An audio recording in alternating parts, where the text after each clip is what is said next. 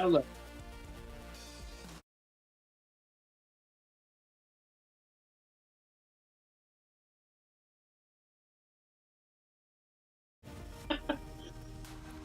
You have to live. You've no choice but to live with production because we're live. Oh, oh,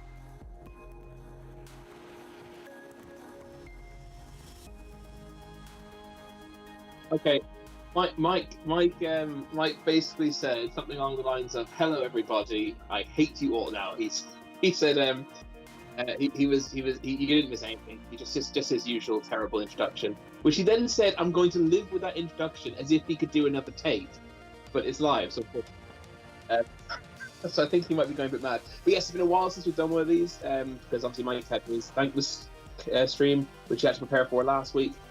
This might be, looking at our schedules, this might be the last Oathsworn stream to get through this year, with Christmas coming up. So we'll have to wait and see. But at least we'll get chapter 9 complete, both story and encounter. I can't see chat, so if they're saying anything clever or interesting or not, I can't see it. But yes, chapter 9, we're up against the mollusk, which is some poisonous, nasty dude. We haven't read his special rules yet on camera. I've just read them.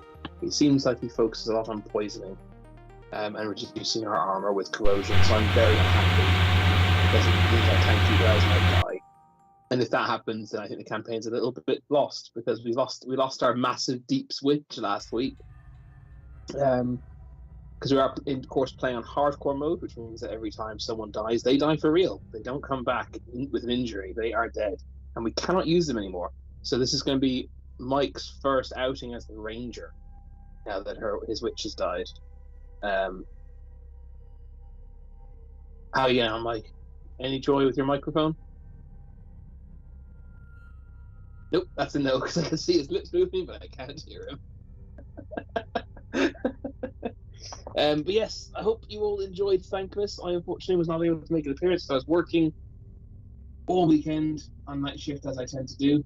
But I hear it went very well, and I think the target was exceeded. So big congratulations to Mike on that, and thank you to everybody who donated. Hopefully, as of next year, I won't be working nights and the weekends, so hopefully I'll be able to get involved next year. That'd be nice. Uh, I can hear you. Yeah. The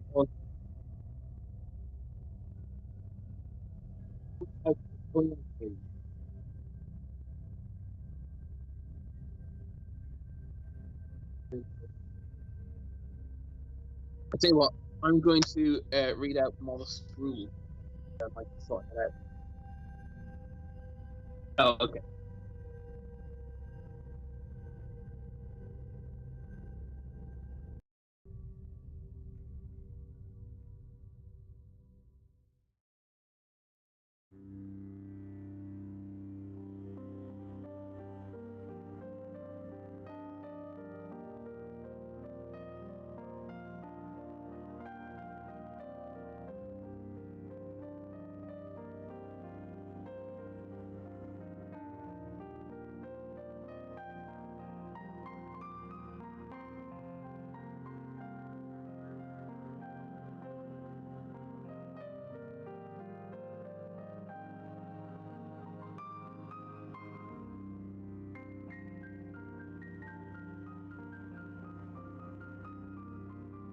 Hello and welcome back to Ready Steady Play. And after that false start that nobody could see because I forgot to make the stream public, we're ready to go again.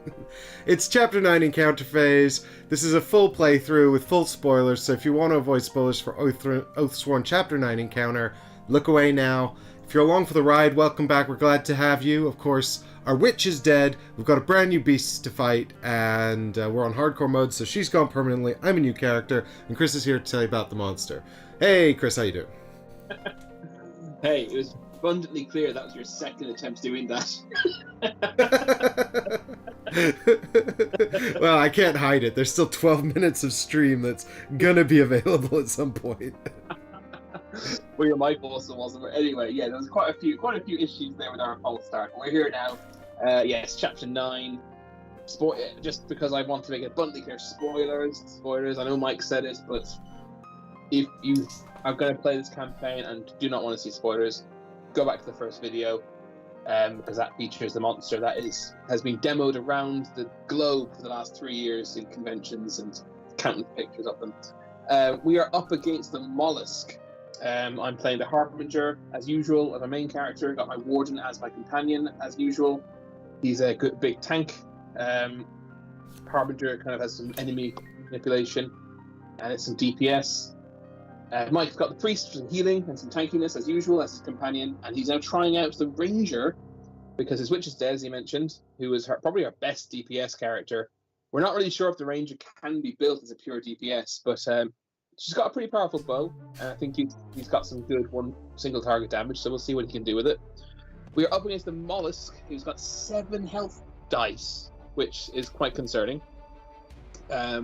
Mike, could you stick the Mollusk's special rules actually on the screen there while you're looking at your cards? I can just talk everyone through it. Yeah, I can, and I will.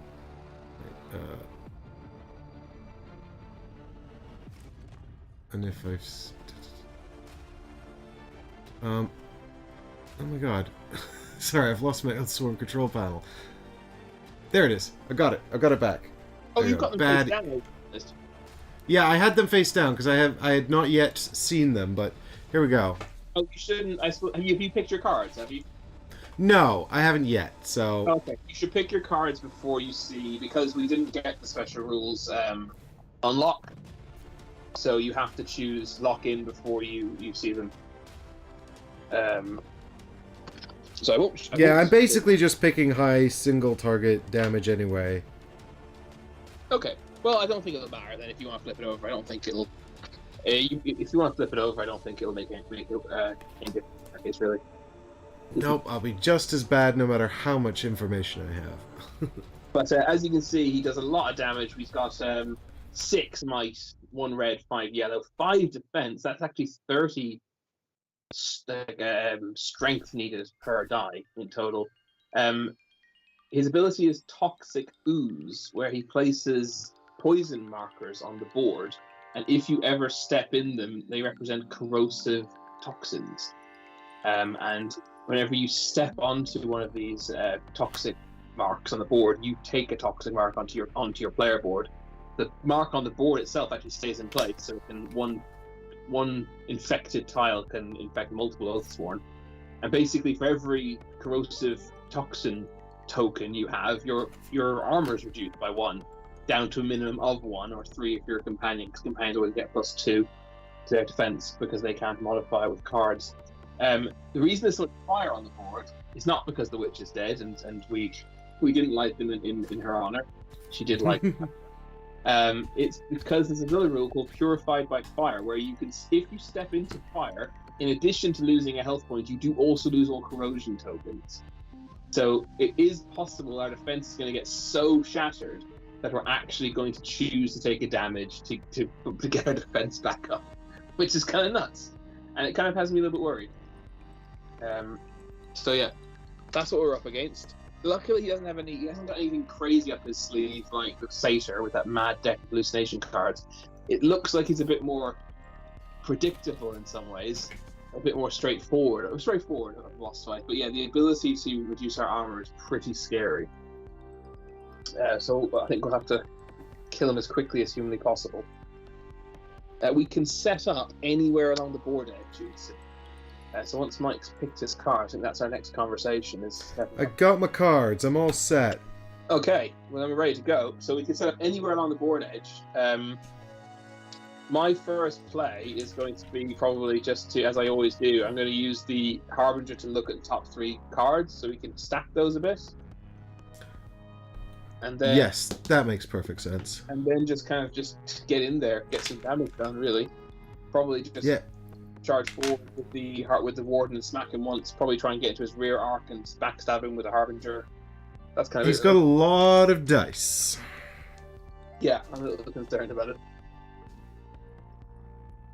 Yeah, especially because we just lost all of our cool damage dealing thing. Yeah. So, do we want to all set up together so that the priest can just bless us right out the gate? Yeah, I mean, that seems to be a pretty standard maneuver, and I think it probably bears maintaining.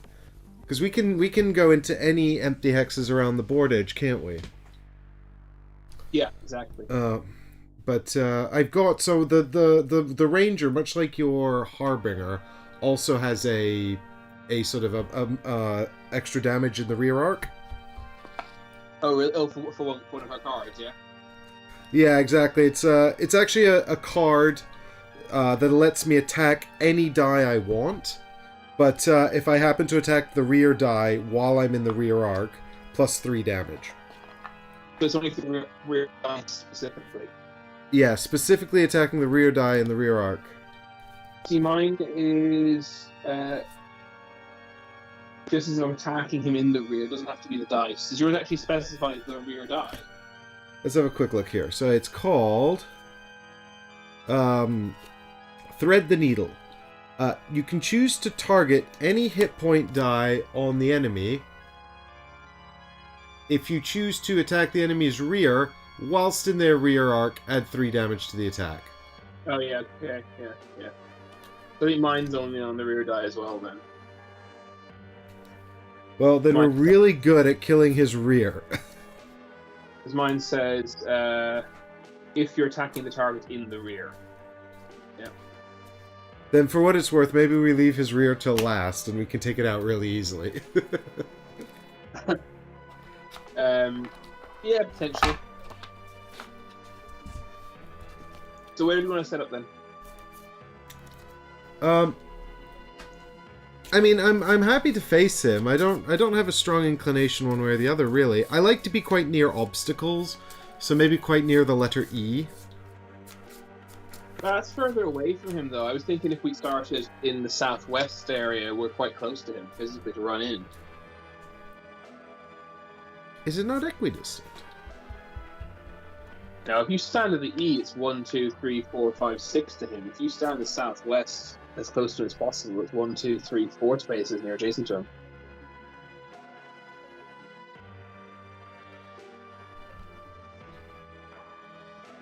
Do we, can I just check we've definitely got him in the same position and that it's also correct?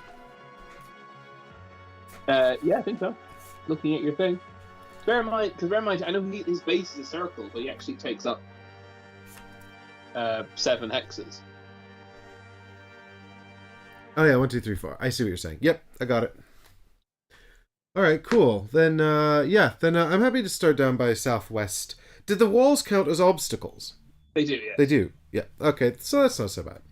So if the warden stands next to that fire, so basically as east as he can do, then he can just use one animus to move 4 spaces, get next to him and hit him. Right. So we've got the warden right next to the fire there. I've got, let me check my range here. I've got mostly,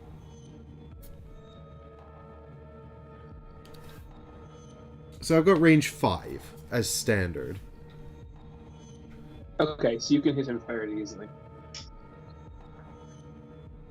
Yeah, I mean, if I stand next to the warden, I start in range, which is nice, but not essential. Yeah, you can. There's no reason you can't. Yeah, well then it has to be the priest, and that just means because to be in range of everyone, and then the harbinger can start along from the priest if that's how you want it, if you don't mind being the sort of further with the harbinger. You know, somebody has to. The harbinger can just teleport if he really, really wants to, so it's fine.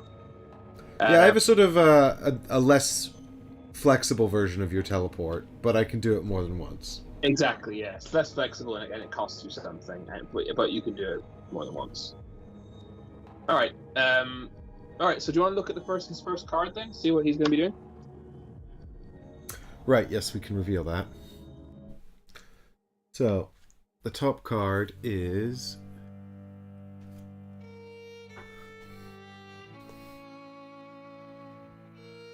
Toxic Maw. Whatever passes for the mouth on this thing gapes wide above you, belching toxic fumes at you as it descends. First he'll do Toxic Ooze, then he'll move forward towards his target, then he'll attack with his mouth.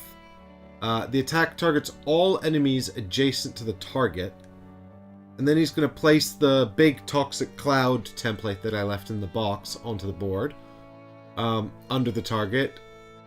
Whenever an enemy enters the cloud, they gain one of the toxic tokens, including when the cloud is placed under them. The cloud remains in play, and then he's going to move northeast. Oh my god.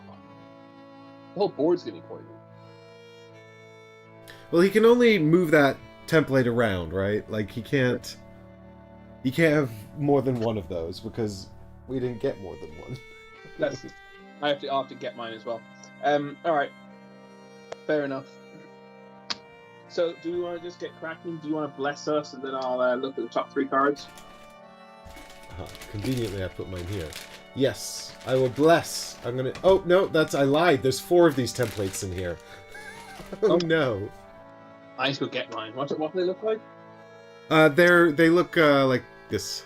Yeah, let's see them. Let me go get them now, so I don't have to worry about it. Oh god, I thought there was only one of these. I think it's because we had just one for the Rat King or whatever. And now there's multiples. And that's upsetting. I don't know, man. I can't help but think we're definitely 100% going to all die. No! We can't! We're not even halfway through the game! I'm very... Well, we can replay the encounter, but seriously. Right, you're blessing us, right? Yes. So, what tokens would you like? I don't know, man. I think maybe we should take in power and try and kill him as quick as possible. Yeah, I was gonna say, it feels like you either go, like, all out in power or all out defense. I'm taking in power on both my characters. They both have 1 defense for the time being. Yeah, everyone's got a defense except for the ranger. I don't know why she didn't get one, but... Yeah, it doesn't. I'm not sure why either, but both of our sets match, so it must be the case. Yeah, I think it must be, maybe when I was chasing someone down, or you were defending in the bedrooms, or whatever. Yeah. Right, I'll also take an empower on her. Let's just burn this thing down as quickly as possible. And what about your priest? Oh, the priest doesn't get one now? No, he does. He took an empower as well. Oh, wow. Well, he doesn't usually attack. He could take a reroll, I guess, but...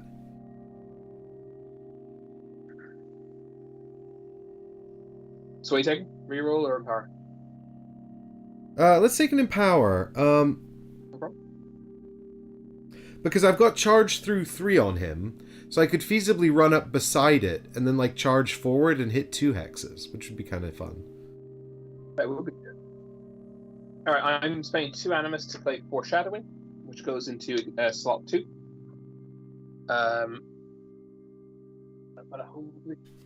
Yep, this is the one that lets Chris look at cards and decide what is best for us. Yep, so we're gonna... it actually says a friendly character within range 3 gains either a reroll or a defense. I'll probably give a defense to the warden if that's okay, because he's gonna be taunting it, isn't he? Seems reasonable to me. Then I can look at the top 3. So we already have Toxic Maw. What are the next 2 cards, Mike? Okay. Well, let's find out what fate has in store for us. So we've got Toxic Maw. Then we've got the second Toxic Maw, where he just moves west instead of east. Okay. And then we've got Body Slam. He does Toxic Ooze, and then he moves 4 to get adjacent to as many Oathsworn as possible. And then he's going to attack using his bubble. That's his core center. His core. He's going to attack using his core with knockback 2, and he'll target all adjacent enemies. We draw damage once and apply to all targets. All targets gain Toxin, and then move 4 north. I mean, they're all terrible. If he moves north, he's going to walk onto the fire and get hurt.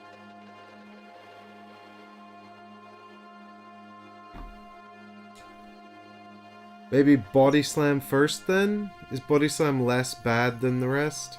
I think it actually is. Body Slam wants us to scatter a bit, right? Because he'll attack everyone adjacent to him, whereas with Toxic Maw, it's everyone adjacent to the target. So it's a little bit easier to avoid that one attack on Toxic Maw, but Toxic Maw has the big template that's pretty bad. Template's terrible. I think it's almost better to take one corrosion on one person. The only other thing that you're aware of is he will move to get adjacent as many people as he can. Yeah, so that's what I mean. We have to be like sufficiently scattered so that you can't actually get adjacent to us. Yeah. Which is going to make it really difficult to go attack him now. Although you're ranged, I guess. Yeah. So that's, yeah, it's going to be difficult for people in melee. It won't be too bad for, it won't be too bad for the ranger, because she's got range. Anyway, and then, yeah, so you stay back and shoot. The warden wants to be the one who gets targeted anyway, so he'll charge in. The harbinger has some range attacks. They're just not as good, but that's fine. I can just use those now, whilst it's beneficial to do so. Mm-hmm. And the priest, I don't know what you want to do with the priest. Whether you want. Well, I mean, if he's only got, I mean, he's already used an animus, but he's also got a card cycle. But actually, is the ability on the hammer? Oh, that costs 3 animus. But can't he use that for free as a companion? He can, but he only gets to use it once in the whole game. Yeah, but I mean, as you always say, what's the point in saving it? So, what I could do with him is he could move. If I move the ranger once, he can actually use his animus to go up sort of close to the mollusk. Then he can do his charge through on its right side, hit it on its 2 right flank dice, and then he could actually spend one of his tokens to move away so he's not smacked by it later. Yeah, that sounds like a good plan then. Okay, great. So if we put Body Slam on top, and then do we care about east and west for its movement? We probably want it to go west, right? So it doesn't run away from us? Yeah, makes sense. That makes sense. Yeah, for sure. Yeah, insofar as we need to stack these Toxic Maws. Yeah, so for sure. Toxic Maw east on the bottom then. Okay, well, do you want to go ahead with your priest then and do that? Yeah, sure. So what I'll do is I'll spend 1 animus with the ranger, and do you have actually? Do you know where you're going to put the warden? Yeah, he's just going to run. He's going to move north, then northeast, northeast, northeast. North and then northeast, northeast. Okay, so he needs to move. So if the ranger just steps 1 step forward, is that okay for the harbinger? 1 step north. I think so. I mean, the harbinger's either going to have to move a lot to get into range, or he's going to have to use an unarmed attack. It's an unarmed range attack. Yeah, it's fine. Do it. I could teleport them, as I said, if I have to. Okay, so spend 1 animus to move the ranger north 1 step, and then the priest spends his 2nd animus to move 4 steps northeast, which puts him just sort of too south of the rear. Yep. And then he can trigger Condemnation, which is his giant hammer, which is charged through 3. So he runs forward 3, does a single attack, and hits everything adjacent to his charge through path, which is the 2 right flanks. Yeah, he's facing away from us. Yeah, so it's his 2 right flanks. That's correct. Yeah, 1, 2, 3. Yeah, that's pretty good. So I have his default 2 red dice. But what I'll do is I'll probably spend my Empower and then get some more stuff. If I spend Empower, I could have 2 blacks and a yellow, right? Yeah, beef this up as much as you can, because you're hitting 2 dice with one attack. Right? So I'm feeling 2 blacks, a yellow, and maybe a white. You have 1 reroll, so I think you can probably afford that. Yeah, that seems any more than that, and I'm starting to feel nervous because I only have 1 reroll, and I have no other way to augment this attack. Yeah, and you definitely want it to go right because, as I said, it's hitting 2 things. All right. So now the question is: do we do cards or do we do Cards or dice? At this moment, it's all the same. So maybe cards? Start getting into those decks. See what's going on? It's all the same at the moment, so yeah, maybe cards. Alright. So, here we go. The thing about cards is, as you draw them, you feel like you've already sealed your fate. Yes. No, I agree. Dice have less of a... I feel more control over dice. It makes absolutely no sense. But... Yeah, it's totally emotional, but here we go. First card is a blank. Yeah. The second black card, another blank. Holy crap. The yellow is a blank. And the white one is a blank.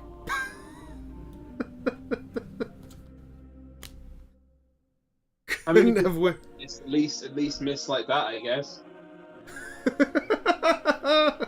Look, I'm just clearing the decks for us, Chris. Yeah, exactly. At least that's what you're gonna miss. At least miss roll. Right, so take back your empower and take another token of your choice. Right, which I think is going to be. I'm tempted to take another empower. What do you think? 100%. Yeah, 100%. Absolutely. Yeah, let's get another empower going. You can still hit him right now.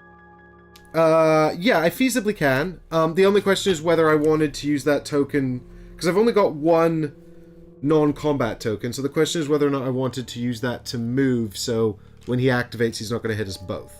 Oh, because you spent an animus on the blessing, which I didn't pay. That's why I was thinking you could just... Yeah, fair enough. I mean, you could use your dried meat. I could use the dried meat, and I think if I was going to do another attack, that'd be the way to do it, because then I can have determination again. Yeah, the only argument against using the dried meat is he's our healer. Would we need an extra action for him to... Well, no, I was about to say, would we need a clutch animus to spend to do a heal or something? But he can only heal once per turn anyway. So we're never going to be in a position where he can't heal because he hasn't got a animus. Well, it'd be if he needed like a lot of movement or something. But yeah, I think no, I don't know. I mean, the only reason not to do the attack now would be to do it later. So maybe we just do it now. Yeah, exactly. It's just a pity I missed the double damage. That's so annoying. But you're gonna get black dot cards now again, and you're gonna get good results now because of this. Yeah, but I'm only able to hit the front right instead of both. But you'll have an extra empower at least, so hopefully maybe you can shatter this die in one go. All right. Well, then we can do 3 blacks. Yeah, 1, 2, and you still have one more empower as well. So 3 blacks and a yellow? 3 blacks and a yellow is doable, yeah. Alright, well, there's no reason not to keep going with cards then. You're committing your... you've spent your dry bacon, you're committing 2 empower tokens to this, but termination rule is active because you use animus. Yep, this is dried meat, and... Yep, 4 cards. Here we go. So we're going to start with one of the black cards. It's a 5 crit. Hey. Then we've got a 4. Okay. Another 4. Okay, here we go. And another blank yellow. Okay. So let's have a look and see what we get for the 5 crit. I think we should keep going into the cards. Oh yeah, for sure. For the time being, anyway. And that's a blank. Oh, come on! So at least it doesn't count towards a miss. What's his defense? 5. Yeah, it's ridiculous. You're currently only at 2 damage. Yeah. 2 damage. So I think I need to re-roll the blank black. Yeah, I think you might as well, because for anything but a miss is another damage. Yeah, so we're going back into the black deck again. And it's a 3. So that puts us on to 3 damage. Right. That's excellent. Alright, so that's on his front right, I believe. His right flank. Yeah, so that should be, yes, right flank. There we go. Right flank front. That's the one. Alright. That's horrifying. That's only half a die worth of damage, but there you go. And I've used all of my combat tokens. No, you haven't. Oh no, I've still got a defense and a Yeah, Power I've play. used. Sorry, what I really meant when I said combat tokens was rerolls and empowers. Yeah, your damage dealing one, so to speak. Yeah. So and now I'm going to spend the last battle flow token as well to move 2. Do you want to hold off on that in case? Oh no, yeah, you're right. You want to do it? Yeah, just do it. Just do it. Well, I'll tell you what. I'll wait No, until. you're right. You're right. He's resolving that card no matter what, whether it's a reaction or not. He's resolving it. Yeah. So we'll spend the battle flow token then, and I don't know really where I need to move. So. You could stand between the two walls and feel safe. Yeah, right in front of his giant steaming mouth of horrifying. I mean, if he toxin. wants to come down, no, sorry, I meant between the two walls down south. Between Oh the two, yeah. Oh, sorry. You mean like step back down here? yeah, be safe, feel safe and cozy. Yeah. As safe as that would make me feel, I think it would also limit my options. So I'll probably just try to stay sort of reasonably close by. So I'm going to move northeast and north. Yeah, well, at least that's putting you on the opposite side to us, so he can't get adjacent to too many people. Exactly, and I'm in a position if I want to get back. I'm in a spot to get back into position for bless and things like that. All right, who's next? I guess the warden might as well run forward and whack him. Yep, sounds good to me. So he's going to move. Spend animus to move 4, and that's north, northeast, northeast again, and I guess northeast again. Yep. And then he's next to the rear. So I'm not next to the same die as you. I'm next to the die just behind yours, the right flank rear die. And then I guess I use my other animus to use as 1. Which is just a regular attack on my ability card, but it says if the target loses any health, you or another character within 2 gain a defense. Yep. Which would be useful. Nice. So I have 2 yellow might to begin with. I have also got 2 empower tokens, and I also have the ancient tome, which would allow me to use my battle flow token as an empower token, which I'm quite tempted to do. Well, that would give you 3 empowers and no rerolls, right? I have no rerolls. Oh yes, I could use that. I could save that as a reroll. Yeah, good catch. Good catch. Let's do that instead. So let's buff up. Let's buff up. I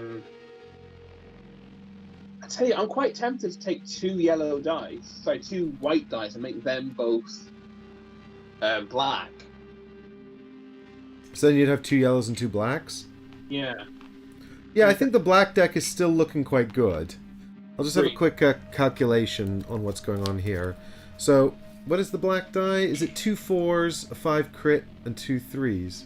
No, it's 2 3s, a 4, a 5 crit, and 2 blanks. So that's effectively... So what we've got out of the deck at the moment is one entire die minus a 3 face, but then an extra blank. Yeah, so it's in our favor, right? It is what you know. Well, I guess it's slightly skewed towards lower damage, but also lower blanks. Because we've got an extra 3 in there, but then we've got 1 less blank. I'll roll both of the yellow. We'll roll 2 black. So 2 black cards, 2 yellow dice.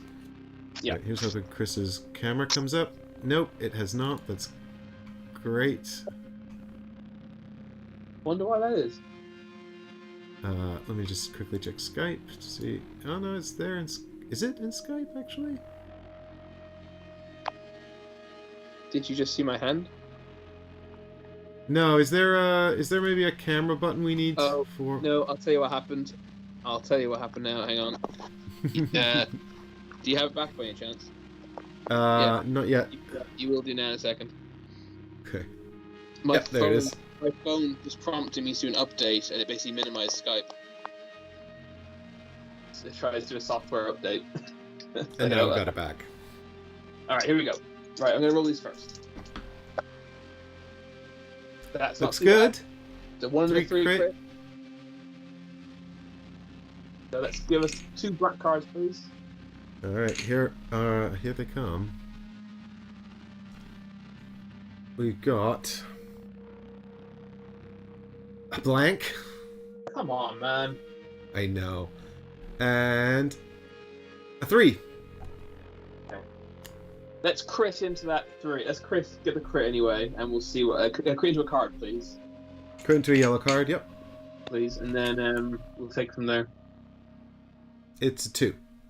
Okay, so that's 6 so far. Which means Yeah. I probably won't bother re-rolling black then. Yeah, because I think you need a 4, and then you get 1 more damage. No, I need a... Wait, what am I on? Oh, I forgot about the 3, didn't I? I did, yeah. 5, 6, 1, 2, 3. Yeah, I'm on 9. No. Yeah, you're on... no, you need 1 more for damage then. Sorry, Yeah. I forgot about... Yeah, 4... Yeah, sorry, I forgot about your 4, yeah. I forgot about the black 3 that I had. I guess I will then, right? Because also, yeah, it's all the damage, right? Yeah, you only need 1 more damage, so it's a bit of a shame to go onto the black, but you might as well, because you don't want to reroll the others. I also might crit. Yeah, you also could crit. Go on, let's do it. That means we're spending Ancient Tome and the Battle Flow token, right? That seems less nice. That seems less good now. It's using so much for 1 damage. This is foolish.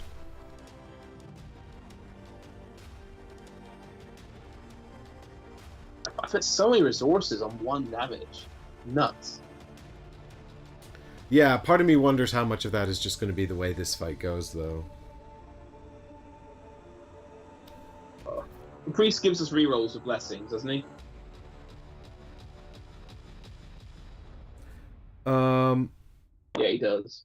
Yeah. The blessing can give you rerolls, or it can give you any token. I think I'm going to get a crit. I'm really confident the crit's coming. Very confident. Okay. Here we go. Card then, yeah? Yeah. Here it is. Coming. It's a 4. God damn it. No, Still, so that's 13 for 2. Deeply upsetting. Oh. Well, I get a defense anyway for having damaged him. We've also got a black deck that's quite nicely stacked in our favor, I think. At least reasonably. Right, so he's just going to stand there next to him because he's going to be the target of anything, hopefully. Do you want to shoot him? Yeah, so I've got, in terms of what the Ranger's got going on, I've got long shot. I realize I can't see chat. It's fine. Everyone's stunned silence. We've got, or YouTube's messed up chat again, which it does. Yep, it has. I can now see chat very quickly. Hi to Yogi Bear and Alessandro as well, and Layla as well. Thanks, thanks so much, gang. Yeah, Layla says excellent blank clearing work. Yep. Oh, I shouldn't have re-rolled. I was too emotionally invested in a crit. I could have done a whole other attack with that token. Oh well. So I've got this long shot, which adds 1 damage for each hex of range to reach the target beyond range 4. But at the moment, I'd have to move quite far away to use that.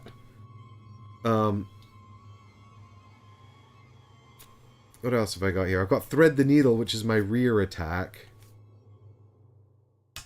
Your Thread the Needle is still useful even if it's not attacking the rear. Whereas my backstab is only good for attacking the rear, really. Well, I mean, it's not. Otherwise, it's just a regular attack, though. You can still pinpoint locations, right? Yeah, I mean, with that, that's a good question, actually, about Thread the Needle. It says here you can choose to target any hit point die on the enemy. But do I still need to be in range of that hit point die? Presumably the answer is yes. Yeah, I would have thought so. Yeah. So you probably haven't seen too many of my cards.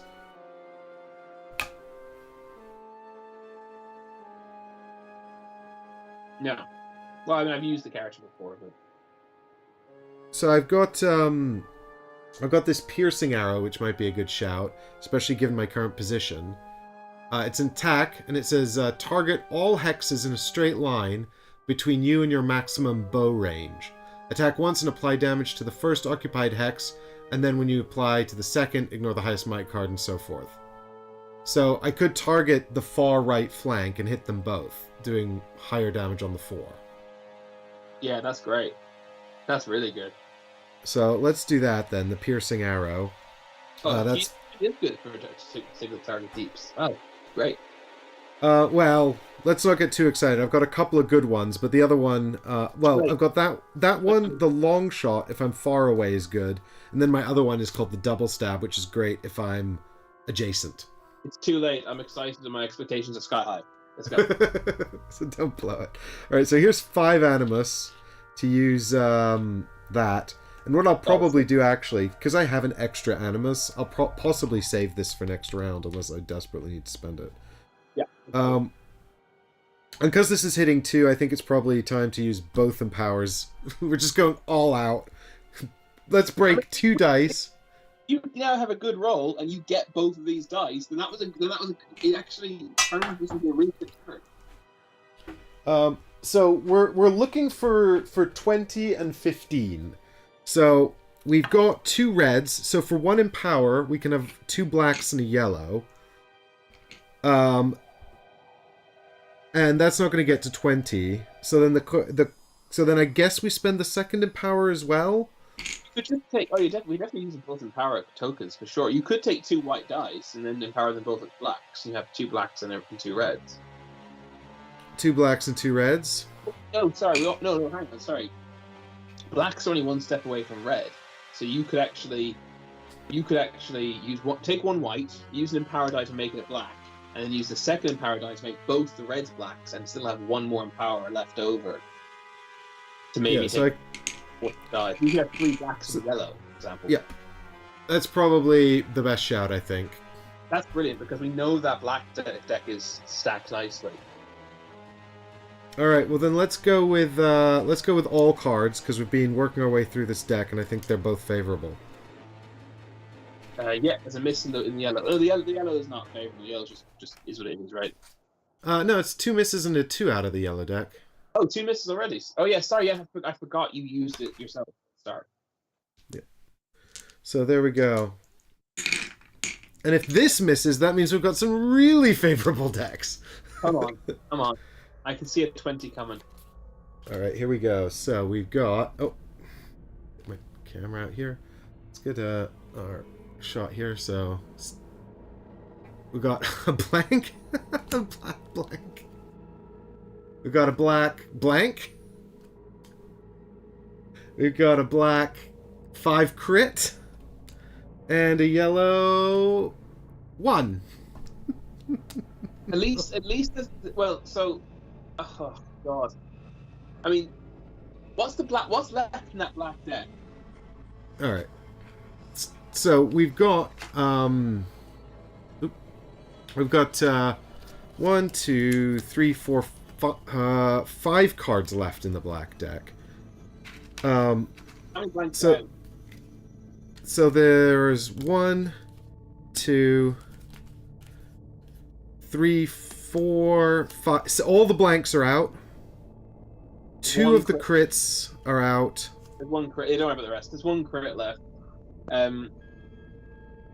There's 1 crit. So... There's 1 4 and 3 3s. So yeah, so you have to re-roll, right? Because you're guaranteed to hit if you re-roll.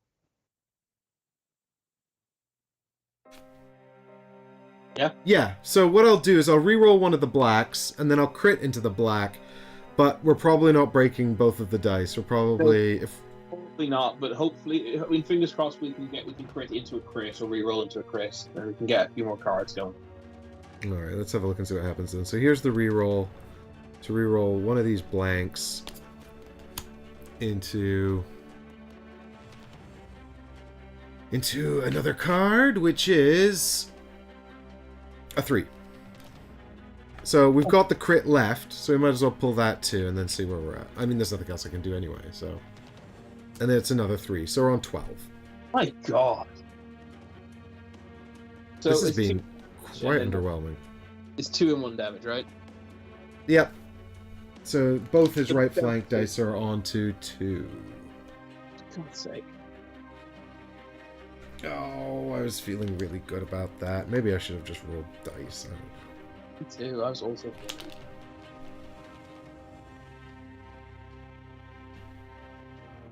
Maybe unlike other enemies, he gets easier as we go. Oh. Yeah. Alright, and that slots into position 2.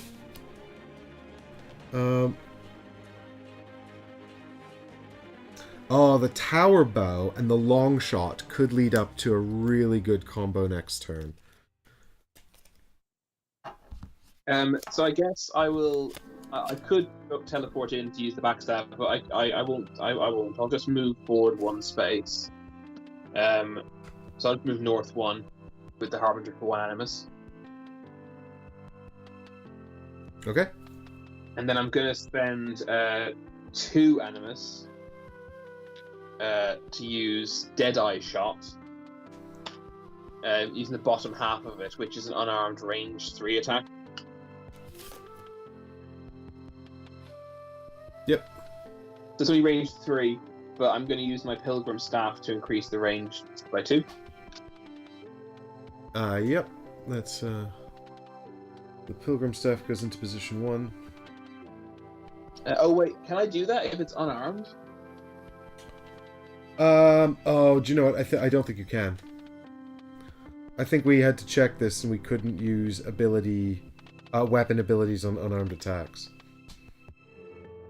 See, unarmed means you don't get the might. I see. Double check it, because we don't need to nerf ourselves any harder than we already have. Sense for it not to work that way. Unarmed. When you perform unarmed attacks, you may not use the might from your weapons, although you may still draw as many white cards as you wish. In addition, you may not use any weapon abilities.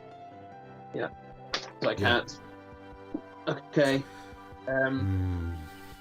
So I could use. I do have enough. I do have 2 Animus. I could move in the other 2 distance.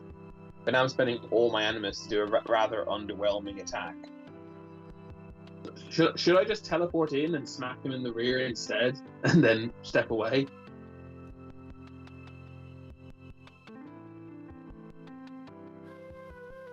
What do you think? Yeah.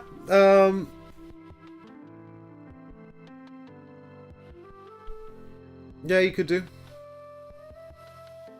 I mean, I'm not completely familiar with your cards on the Harbinger here, so I'm just having a look to see what we've got going on. But well, it's that or basically not really attack him. That's not, I mean, like I said, it's such a rubbish attack, an unarmed attack. It was just to.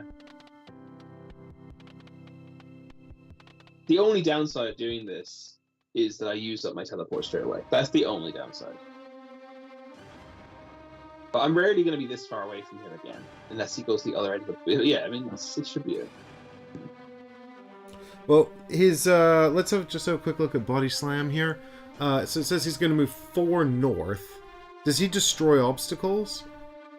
I can't... He's a large creature like this. Walk into things. Well, last time we had the Venerator, and he did destroy them, but that was his like special rule, right? That was his special rule, yeah. Yeah, because he was a normal-sized bloke. If a large enemy has movement on any hex of an obstacle, remove the obstacle. Yeah, he'll jump. You can consider him to jump over it if he doesn't end his move on it, but if his move ends on it, he'll break it. So he's going to destroy that wall.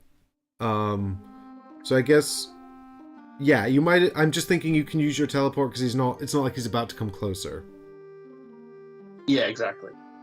And hopefully I could break this damn one a die. That'd be great.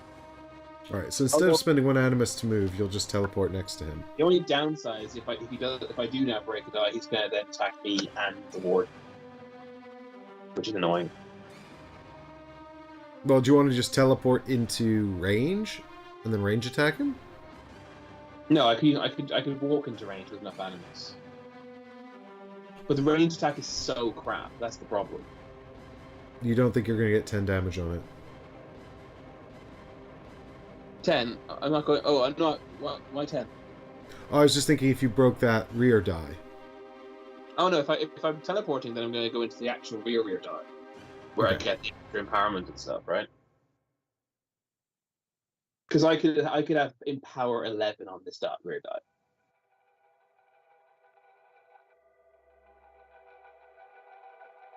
Yep. Okay. But as I said, the downside is if I break that die, I'll lose an armor on the Harbinger. Yep. That's the price you pay. Oh, I'm just gonna do it. I think we need to kill him as quick as we can. So I'm not moving forward. I've still got 5 animus. I'm using my once per encounter ability to appear in behind his rear die, and I'm going to spend. So I've got Deadeye shot back in hand. You're 2 north of a fire, right? 3 north of a fire. Yeah, 3 north. Yeah. And I'm going to spend 3 animus to use backstab, which goes into slot 1. So that gives me an empower 3. I'm then going to spend my 2 empower tokens. So I've got empower 9. I'm then going to spend the brooch, put the brooch into slot 3. My brooch says when you attack an enemy's rear, gain empower 2 on that attack. So that gives me empower 11 total. I do have 1 rear if I need it. These 4 yellows I can turn to blacks for 8 empower. And then I can take a 5th black for 3 empower, which puts me at 11. Correct? Yep. Hang on. It's 1, 2, 3, 4, 5, 6, 7, 8. 1, 2, 3. Yep, that's right. 5th black. Right, 5 blacks. 5 black cards, please. Well, you can have 3 and then I have to reset the deck. Oh, there were 5. Okay, 3 black cards, and I'm gonna roll the other 2. Sod it. Yeah, I think that's wise because otherwise we'll be resetting it unfavorably. Yes. Whereas exactly. if you do 3 cards, then we'll reset it holistically, and at least that's. Yeah, that has more spare. Yeah. All right. Oh, let's get rid of these yellows. We also have. Oh yeah, you're just doing blacks, aren't you? So here we go. Just blacks. That's how good this attack is, Mike. Here we go. Double crit. Is it really? No, it's double blanks. Oh, I thought because your dice are sparkly, I actually saw 1 crit and 1 blank, and I was like, "What am I looking at?" This is unbelievable. This is actually, yeah, in a fight that was already going to be hard. So we've got a 5 crit. There's that crit, and then these 2 will be 3s, I think.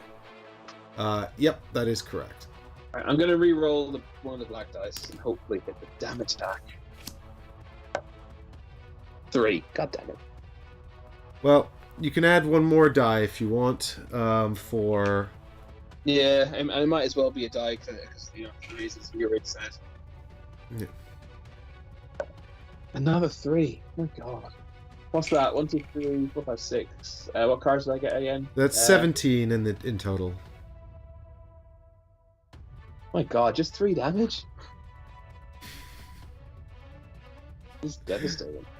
Do we have anything that lowers defense? Do we have our own acid toxin? Does he lower his own defense ever? I don't think so.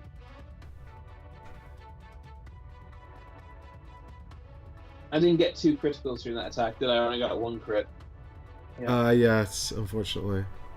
No, it doesn't matter. I heal anyway when I do that, which is still pointing to me right now. Alright, that's it. That's his turn, I think.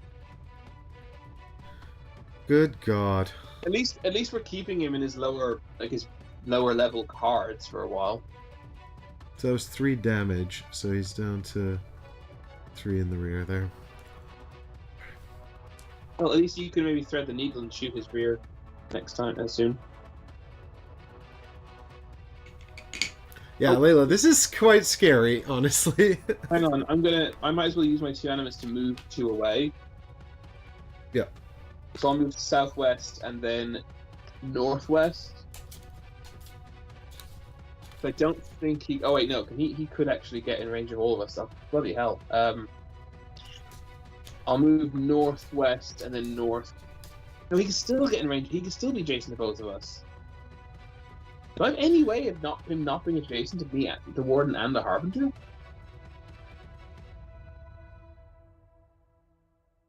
It would have to be north. You'd have to. Can you tuck yourself? Do you have 3 movement? No, I have 2. He can get adjacent to the Warden and the Priest, by the way. He can also get adjacent to the Warden and the Ranger. So I don't know if there's a way to,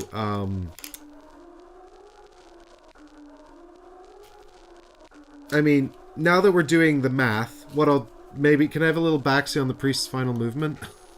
Sure. For what it's worth. What I'll do is, instead of moving north as my final step, I'll move northeast 1 more. Because that makes more sense. Then he can't get adjacent to both of us. That's right. What's that? Now he can't be adjacent to both of us. Yeah, so if you go north and northwest with the Harbinger, then... So I find these really... Because the base is circular, which is such a weird design choice, I find it really hard to understand where he's standing. Oh, but then he can still get next to both of you. You need 3 movement.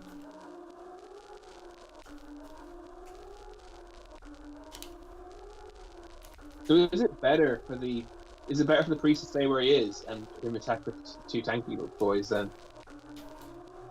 Yeah, probably. Because then what will happen is I can just move the Harbinger back 1, just 1 space back southwest, and now he has to choose between being adjacent to the.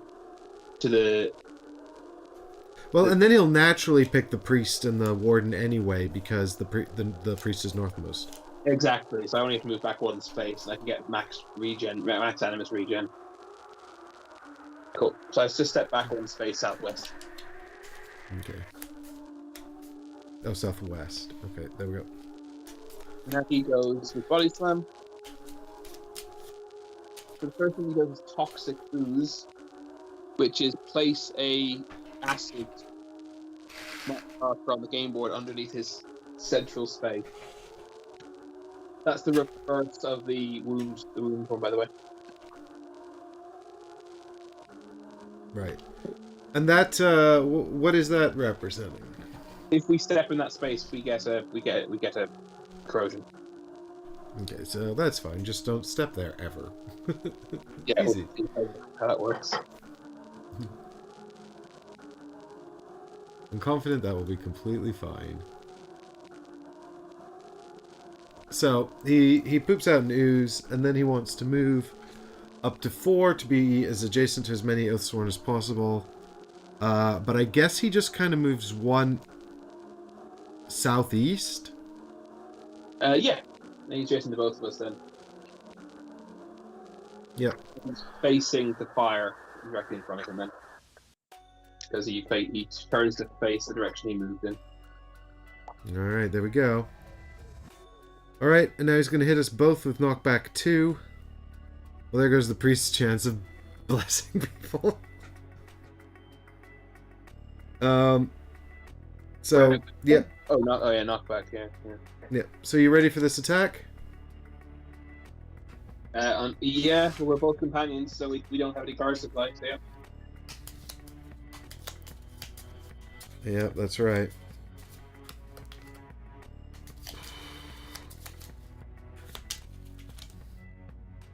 Just giving the monster attacks a good shuffle on the off chance I didn't last time.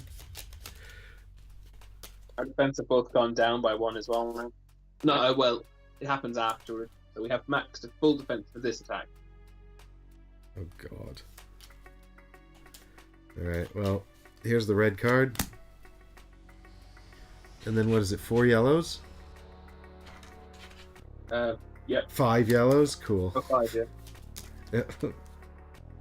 Alright, well, the red one is a 4 crit. At least he doesn't crit. Alright, show me some yellow blanks, please.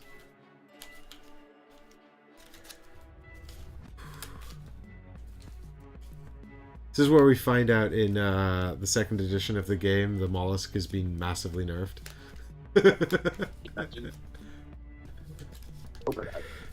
Alright, so we're on 4, and then we're doing 5 yellows. We've got 3, 2, blank, 1, blank, for a total of 10 damage.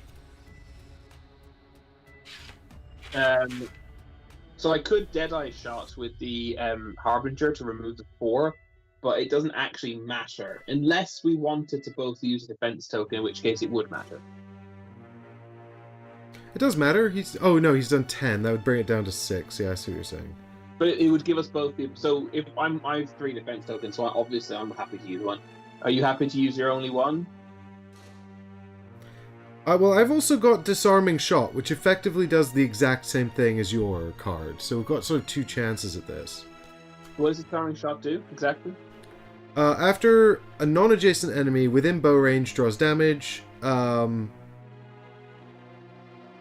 Well, and then it says, ignore one of the enemy's might cards of your choice. So maybe that only helps me. No. It's a reaction, isn't it? Yeah, it is a reaction, yeah. Oh, yours says ignore one, does it? It says, ignore one of the enemy's might cards of your choice. I think that's only for you, because mine says remove. Right. Well, sure, I can Deadeye Shot and remove the 4, and then we could both use defense token and we both take no damage. I think that's probably a good shout. Yeah, I think so too. Yeah, especially because this would reduce our defense permanently. No, we'll still get that anyway, won't we? So. Yeah, well now our defense goes down to 5 after that damage resolution.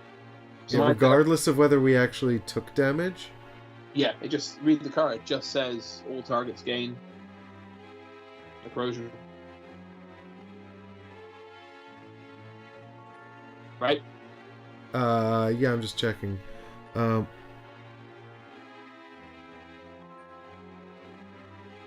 Oh, yeah, sorry, I'm supposed to be looking at his attack. All targets gain a corrosion, yep. So my Deadeye Shot also battle flows my approach, which is handy. He then moves 4 north, which is... important to do correctly, because his facing will matter. Because of the fire, I guess.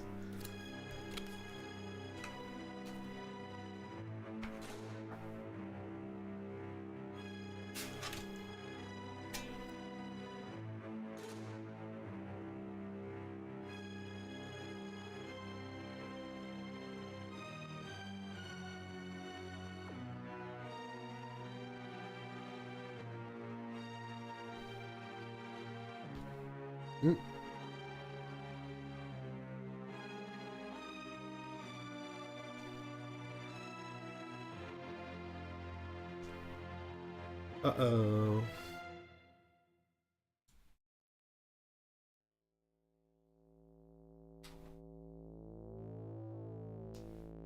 So, right, he's going to move 4 north. Have I lost Chris? Oh, I've lost Chris. I was like, Chris is very quiet. I think he's figuring this out. Hang on. There we go. Sort of. We seem to have substituted our cameras, though. That means for some reason, you're on the stream, your dice cam is where your face cam should be.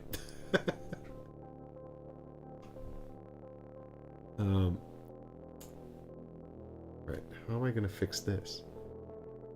Bear with me. I can.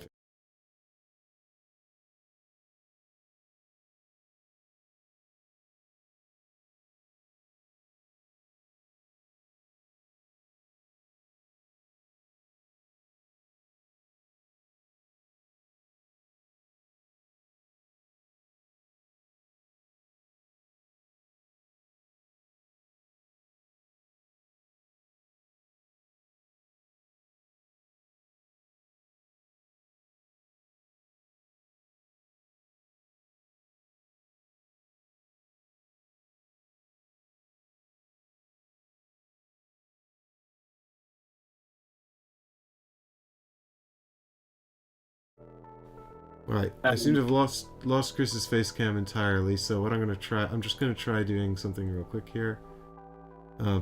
Bear with us a moment.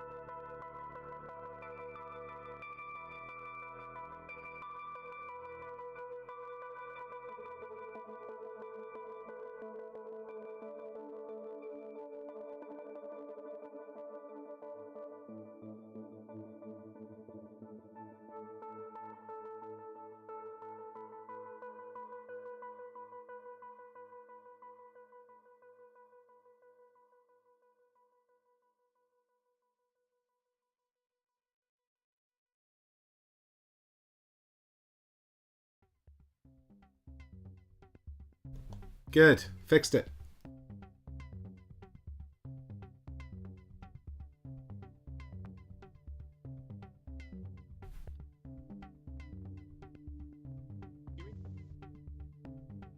Yep, I can hear you. Can you hear us okay? No, we can't hear Chris. Great.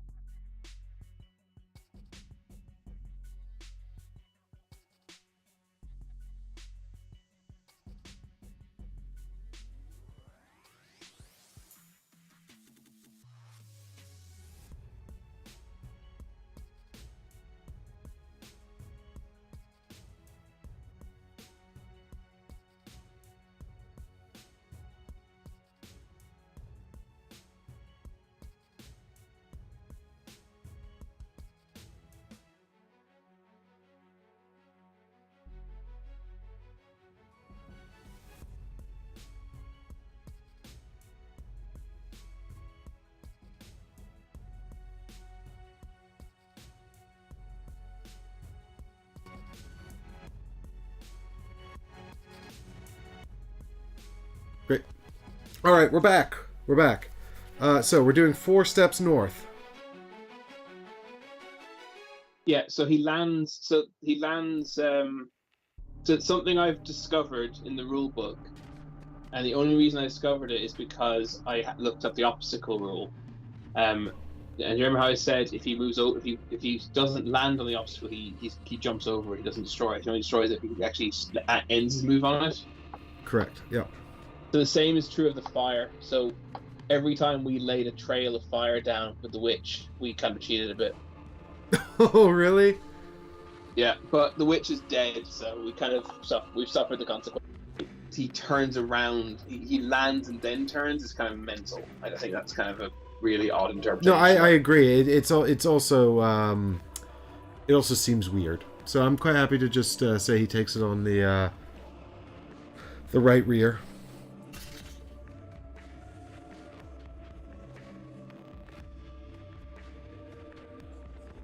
I'm trying to find where it says where it says when to turn around.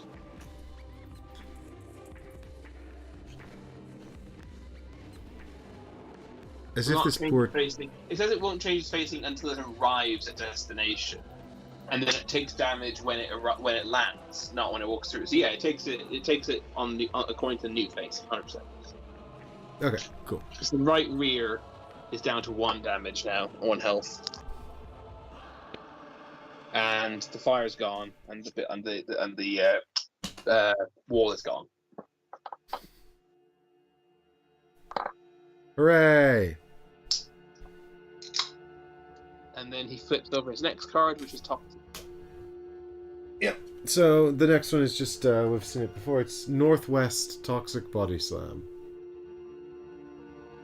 He doesn't take any damage from running into a wall. No, what a shame. No, he just breaks it. Boo. So we're back to full Animus, everybody, which is nice. Yes. No one's taking any damage, that's something.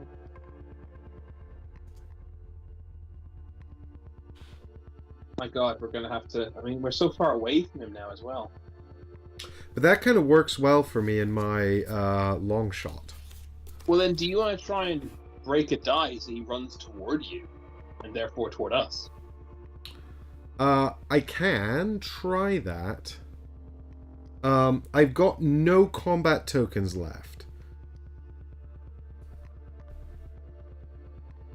I mean, So that doesn't mean you can't break it. I mean, he has a die that's only on 1 health. How does long shot work exactly?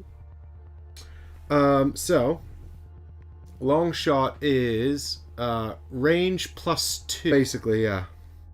I mean, well, let's have a quick look here. If I attack from where I am, you're 8 away from him right now.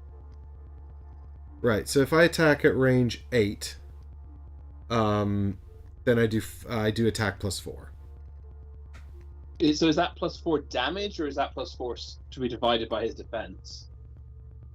Yeah, it's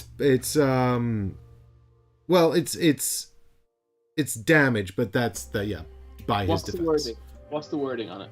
Add 1 damage to this attack for each hex of range. I can't remember what damage means. No, damage is before wounds. Okay. Oh, I mean, it's not great then. It's like you can get 1 damage out, 1 wound out of it, basically. Yeah, it's not great, but it's better than nothing. It was good. It was good when enemies had worse defenses. Well, can you break one of those dice and make them come towards us? Well, I guess the other one I could do is, thread the needle, but it's actually not even as good, and also I would have to, long shot is better than thread the needle anyway.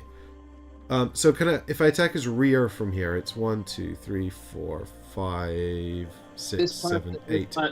This plan doesn't work because he moves forward, because he won't target you because he can't reach you. He'll just target the priest and then hit the priest. So do we want the priest to run towards us? Yeah. I suppose the warden could taunt him. How does that work?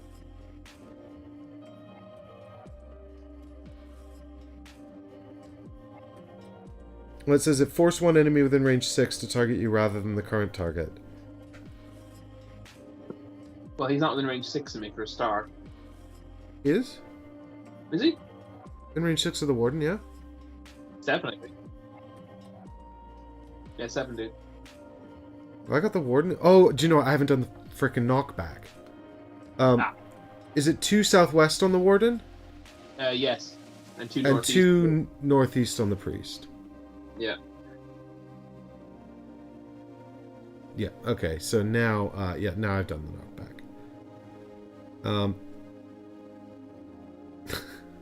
Oh, Jesus.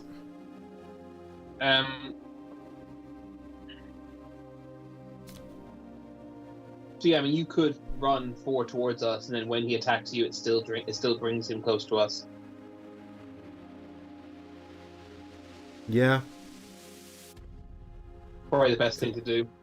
So if the priest spends 4, or 1 animus to move 4, he goes just straight southwest, I guess. 1, 2, 3, 4. And then at least he'll move toward you, and then yeah. And then what he's going to do is he's going to move forward to the target. He's going to attack the target. He's going to place the toxic cloud where the priest is standing. God, it's in the middle of the board. This is terrible. You can't break 2 dice simultaneously, can you? To skip up so he progresses to the next stage. No, I think all of my things that break 2 dice. But then we just get 2 level 2 attacks we haven't seen before, and there's no guaranteeing they're any better. Yeah, it's true. The only option would be for the priest to move slightly less far, and then try to get the toxic cloud further away from us, right? But then it kind of defeats the purpose of bringing him closer to us. Yeah, I mean, if we don't bring close to us, we're not going to do anything this turn. Oh, poor priest. He always winds up with wounds and stuff. Okay, so the priest just runs instead. The warden does. Oh, the priest has got, I think, the most injury cards out of anyone on the team. He just keeps getting rid of them. That's true. So I will hit, I'll play up long shot then. So I have to spend 5 animus to use that. Which leaves me on 3. That goes into position 1. You have to use more animus on the bow, right? Well, no, that's 4 for the long shot and 1 to trigger the extra shot in the bow. And then this is just going to be 2 reds plus 4 damage. I'm attacking the rear, which means I need to get to 15. So I need to roll 11. And I have 0 combat dice effects. Are you attacking the rear? Yeah, right? But you have better things to attack the rear with. No, I don't. The only other thing I have is plus 3 damage. But don't you have... Oh. What? The thread the needle is plus 3 damage if I attack the rear whilst I'm in his rear arc. Oh, okay, fine. Yeah. But this is plus 4 damage, so... Okay. Yeah, this is regardless of where you hit, if that's the point I'm making.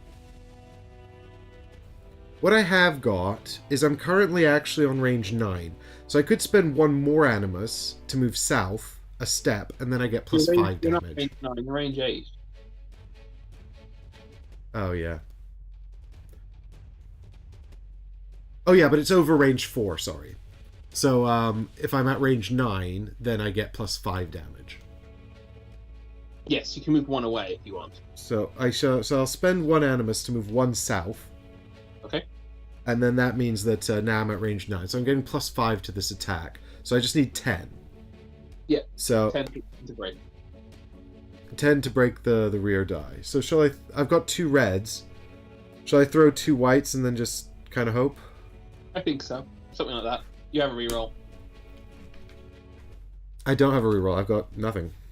I've got 1 okay. combat flow token.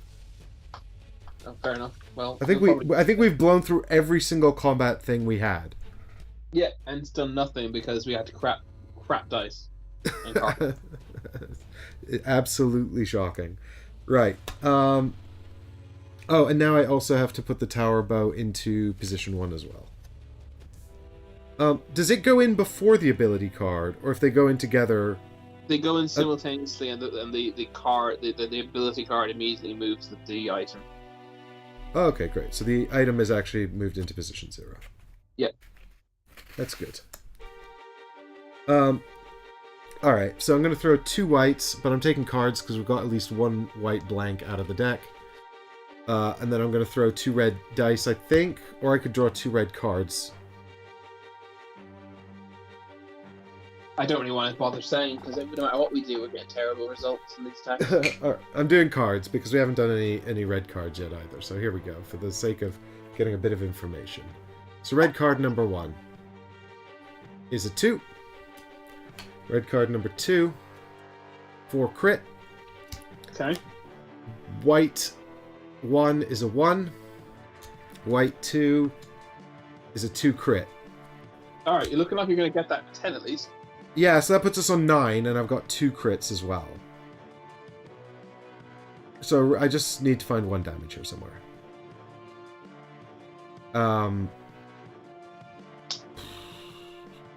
So I think I'll throw a red die, and then decide about the white crit after I throw the die. Okay. It's a 3, so we've got the damage. The die is broken. Brilliant. So I'll pull a white card to get us some more information. Which is a 2 crit. So I'll pull another card, and it's a blank. There we go. So, because he tries to target you because it's a reaction, but he can't reach you. You're out of range after considering movement and the range of the attack. Which means he will skip it and target the closest person that's in range. Which is the priest. Okay. So, this is a Toxic Maw. So, his first thing is Toxic Ooze, which is just put a little green poop onto the center space. That's not too bad. And then he moves 4 towards his target, which I guess means he just winds up directly north of me, right? Facing me? Yes, and he is going to take a fire damage on his rear right. Is that going to break his... Hang on. Yeah, rear right. Yeah, that breaks another die. That's hilarious. Great, I guess.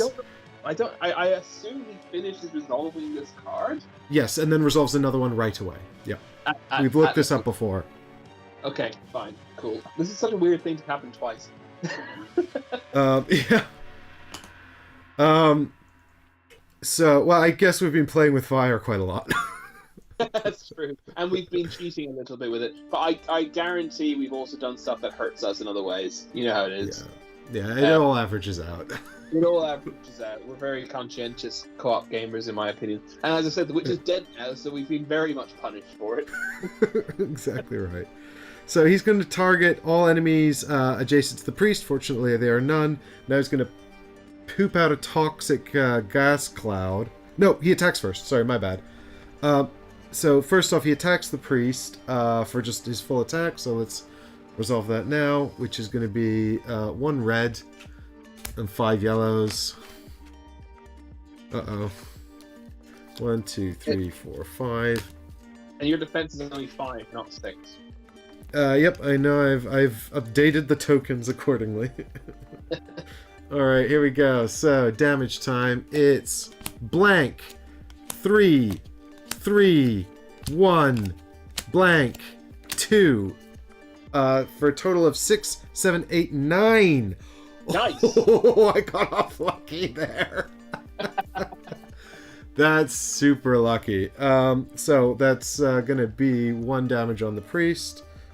You can take that. Happy days. Yeah, I'll live with that.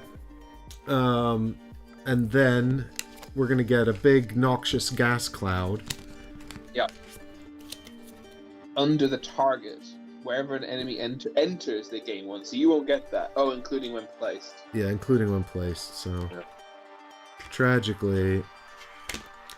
So by my estimation, that means his center is now in the northmost hex of the template. Yeah, exactly. That's how I interpret that as Or well. sorry, his facing. Yeah, his arrow is in the northmost. Yeah.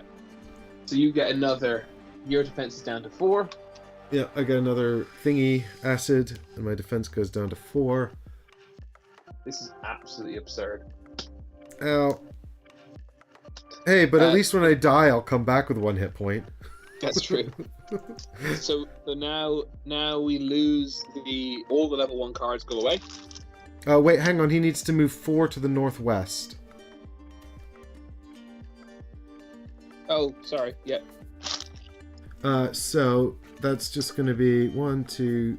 He's just going to stand right in the middle of that house, isn't he? I guess so, yeah. Destroy the house. 1, 2, 3, 4. Yeah, his arrow is actually in the space to the left of the chimney. Oh god, well I've already taken the house off. I think you're Can you see on my board whether this looks correct to you? Yeah, there's 1 space between him and the wall, right? Yeah, that's where I have it the same way. And his facing is here. He's facing northwest. Yeah, great, good, that's correct. Alright, and now we're going to get rid of all of the level 1 cards and just level up to the level 2 deck. Alright, cool. You're gonna tell me what the name of the next card is. Toxic Death. I just made that. Toxic Apocalypse. Oh, I don't know what it's good. Okay, here we go. Here is the actual card.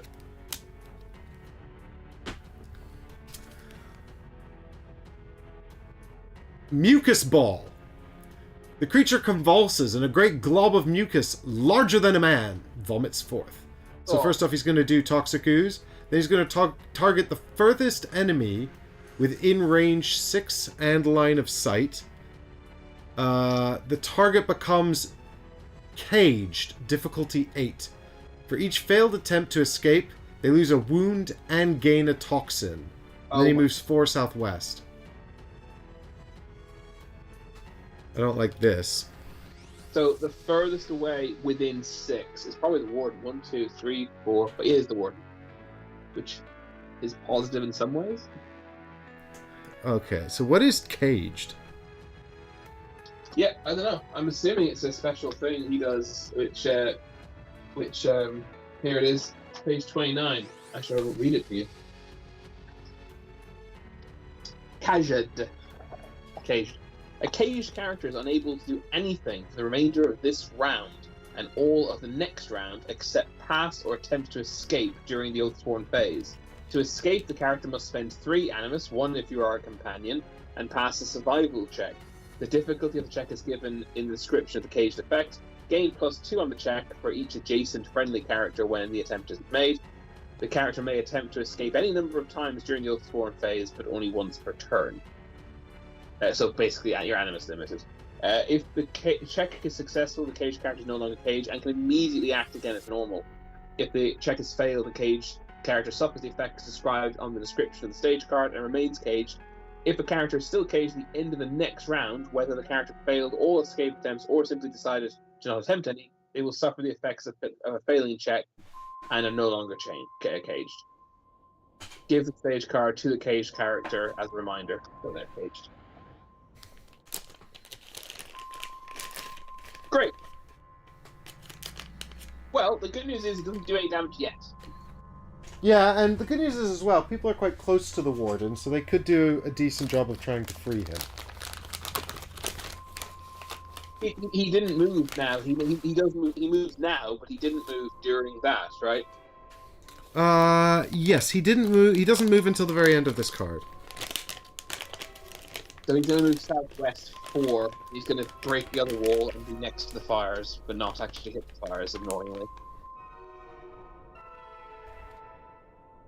Look, you've got a mucus cage. What is that? It's a baggie. He's trapped under a baggie. Happens to the best of us. Alright, did you move him 4 then? Some kind of invisible force field. Right, southwest. Let me have a quick look here. He breaks so the that's wall, annoyingly, but he's 1, 2, 3, 4. Yep, and then he's facing this way. I was just rereading the wording of that cloud. Luckily, it says when a character enters the cloud, not when it enters the space on the cloud. I was about to say, is the priest going to take another corrosion just next time he moves? But he won't. Just trying to get out. Hmm. You know, I'm starting to wonder why we put out obstacles on this map at all. Right. Okay. I mean, he's a bit closer to us, I guess. Would you like... He's a bit closer. Would you like to see his next card? Oh, yes, please. Yeah, that's a good idea, I think. So the next card is called Toxic Cloud. Is this one we've seen before? I think it might be. Okay, replace the closest toxic token with a toxic cloud. Follows the normal rules. And then he's going to do Toxic Ooze and move forward to his target. And then he's going to hit the target with knockback 3. Hit everyone. Okay. Oh, yeah. I mean, hit the target and... It's not too bad, I guess. Yeah. Did you remember to put a Toxic Ooze out when he was in his last position? I did. The other thing is, there is still technically a Toxic Ooze on the Toxic Cloud where the priest is. I don't know if they go away. I've left it there for this in case it matters, yeah. Yeah, likewise. Presumably if I stand on that, I still take a Toxic thing with the priest. Oh, yeah, I guess so. I mean, I don't know. That's a tough one. Double Toxic. Yeah, you won't take one for the cloud, because you're not entering the cloud, you're already in the cloud. Anyway, let's just not go there. We won't have to worry about it. Just don't stand there, and then we'd have to worry about it. So that's not his turn, right? That was all 2 reactions, one after the other. Yep. So we still have some stuff to do. We've still got quite a lot to do. All that's happened... I mean, I've pretty much exhausted the ranger. She's got 1 animus left, which she could use to step to the warden to help him out. Yeah, what is it? For each person next to me, it's difficulty 8. I definitely need help. Plus yeah, 2. the only downside of stepping next to you is... Well, I've got 1 animus after that. I could step away again, because we just don't want to be next to each other for the Toxic Cloud. I'm going to spend 1 animus to move 1 space southeast with the Harbinger. And yeah, if you could move next to me as well, that'd be brilliant. Yeah, so the Harbinger moves southeast, and then the Ranger moves northeast. Now you've got 2 people next to the warden. And depending on what we're doing with the priest, he could actually come and help. It's just a shame that if he does, he won't be able to use Blessing. Yeah. I'm just thinking, his next attack, he can't attack anyone if he's not within range 4. The Toxic Cloud? Yeah. Let's look again. He only moves forward towards his target. But remember, he's a big boy, so if he did 4 movement towards the target, which I guess is the warden currently. 1, 2, the Harbinger's closer. Maybe the Harbinger. Oh, sorry, that's what I meant, yeah. 1, 2, 3, 4. Yeah, so he could reach you now, but yeah, theoretically, if we moved a bit further away... 1, 2, 3, 4. Yeah. 1, 2, 3. Yeah, there's reasonably we could stay out of range of that attack, yep. Problem is he's going to move north then. Yeah, which is... even further away. Yeah, it's kind of like an odd situation, right? Where we're sort of we're avoiding taking damage, but also we're struggling to get any. Yeah. We haven't had sort of such a slippery enemy for a while. Did you move close to me, by the way, with the... Yep, so everyone's hugging the warden now, and his... So I'm gonna prison. spend an animus with the warden. I'm gonna take a difficulty. It's only difficulty 4 now, effectively, because it's difficulty 8, but I've got +2/+2. I think I'll probably... how many dice should I roll? 4 or 5? 4? For 4? I mean, I think it's got to be 4 whites, right? Yeah, well, it has to be whites anyway. Yeah. Do you have do we have a free reroll in survival checks? According to is that all survival checks? Yes, as long as it's a survival check, which it is. I feel like I was advocating for that, but we didn't take it in the end. In fact, we took Tough as Nails instead, which is also good. Okay, no worries. What's the card situation for whites cards? So, out of the white deck, we've got 2 blanks, 2 crits, and a 1. That's actually worse, slightly worse than average. Yeah, I think so too. All right, I'm gonna roll 4 dice and try. I've no reroll. You can't bless me, can you? Before we do this now. No, sadly, I'm out of range of everyone but the Harbinger. And I can't move into range and then also bless. Yep. Okay, here we go. Nice. Oh, excellent. Crit, and a 1 and a blank. Feel free to crit those 2 into cards.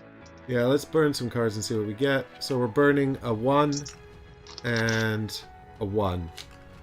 So okay, so at least we're pretty much average on the white deck now. That attack card didn't do anything to us useful apart from it wasted animus from 3 characters basically. That's great. All right. Yep. Now we need to figure out what to do with our lives. This is the problem. There's nothing really useful to do now because the warden can't get close enough, but can't hit him because he hasn't got. I mean, do we all just? I think maybe we all just walk over towards the priest and so we can get blessed.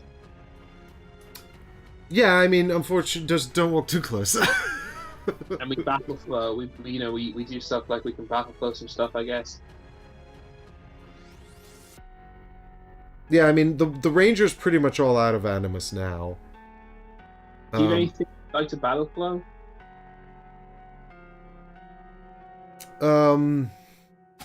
Let me have a quick look here. It'd be great to battle flow something, but I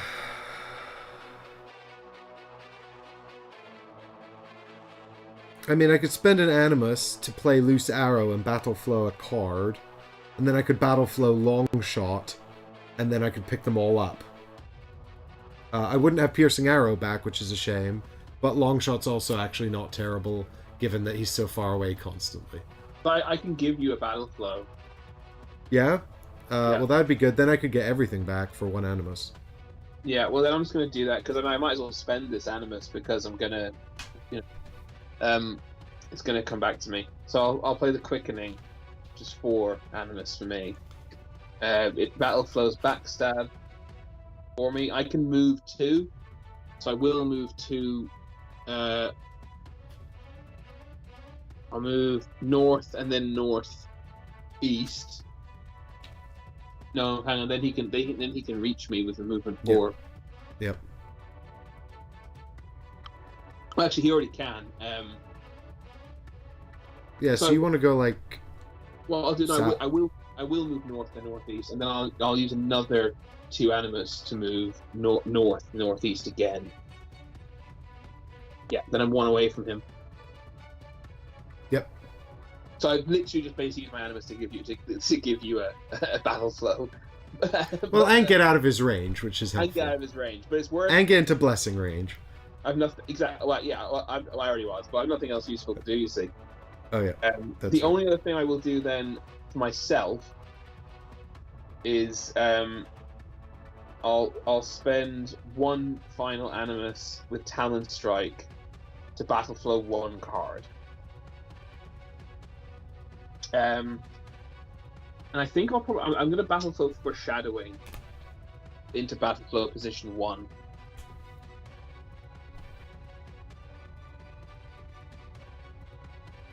Yeah. So that was Talent Strike with 1 animus to battle flow Foreshadowing into position 1. From 2 to 1. It was previously moved, and I've 1 left, which I'll keep. Oh, I don't know why I'm so bad at managing your animus. And then you get backstab back in hand, right? Yeah, I do actually, as it happens. Yeah. Okay, and then I've got. Do you want to move the warden next? I don't think the ranger's going to be able to get into blessing range, unfortunately. Unfortunately, what's the range? 3? Yeah. But I've only got 1 animus left, so. Oh, then you can't. I'm going to move 2 spaces northeast with the warden, so that I'm in the other little tucked corner there, because otherwise I'll be in range 4. Yep. And then the priest can use blessing, and you can all get what you desire. I think empower with both of them, to be honest. Yep, seems legit to me. I'm trying to decide what to take on the priest. Maybe Possibly a reroll, just because I don't know if I'm going to get close enough to attack, and at least this way I have that for healing if necessary. Or actually, possibly defense. I think defense, because your armor's down 4 now. Yeah.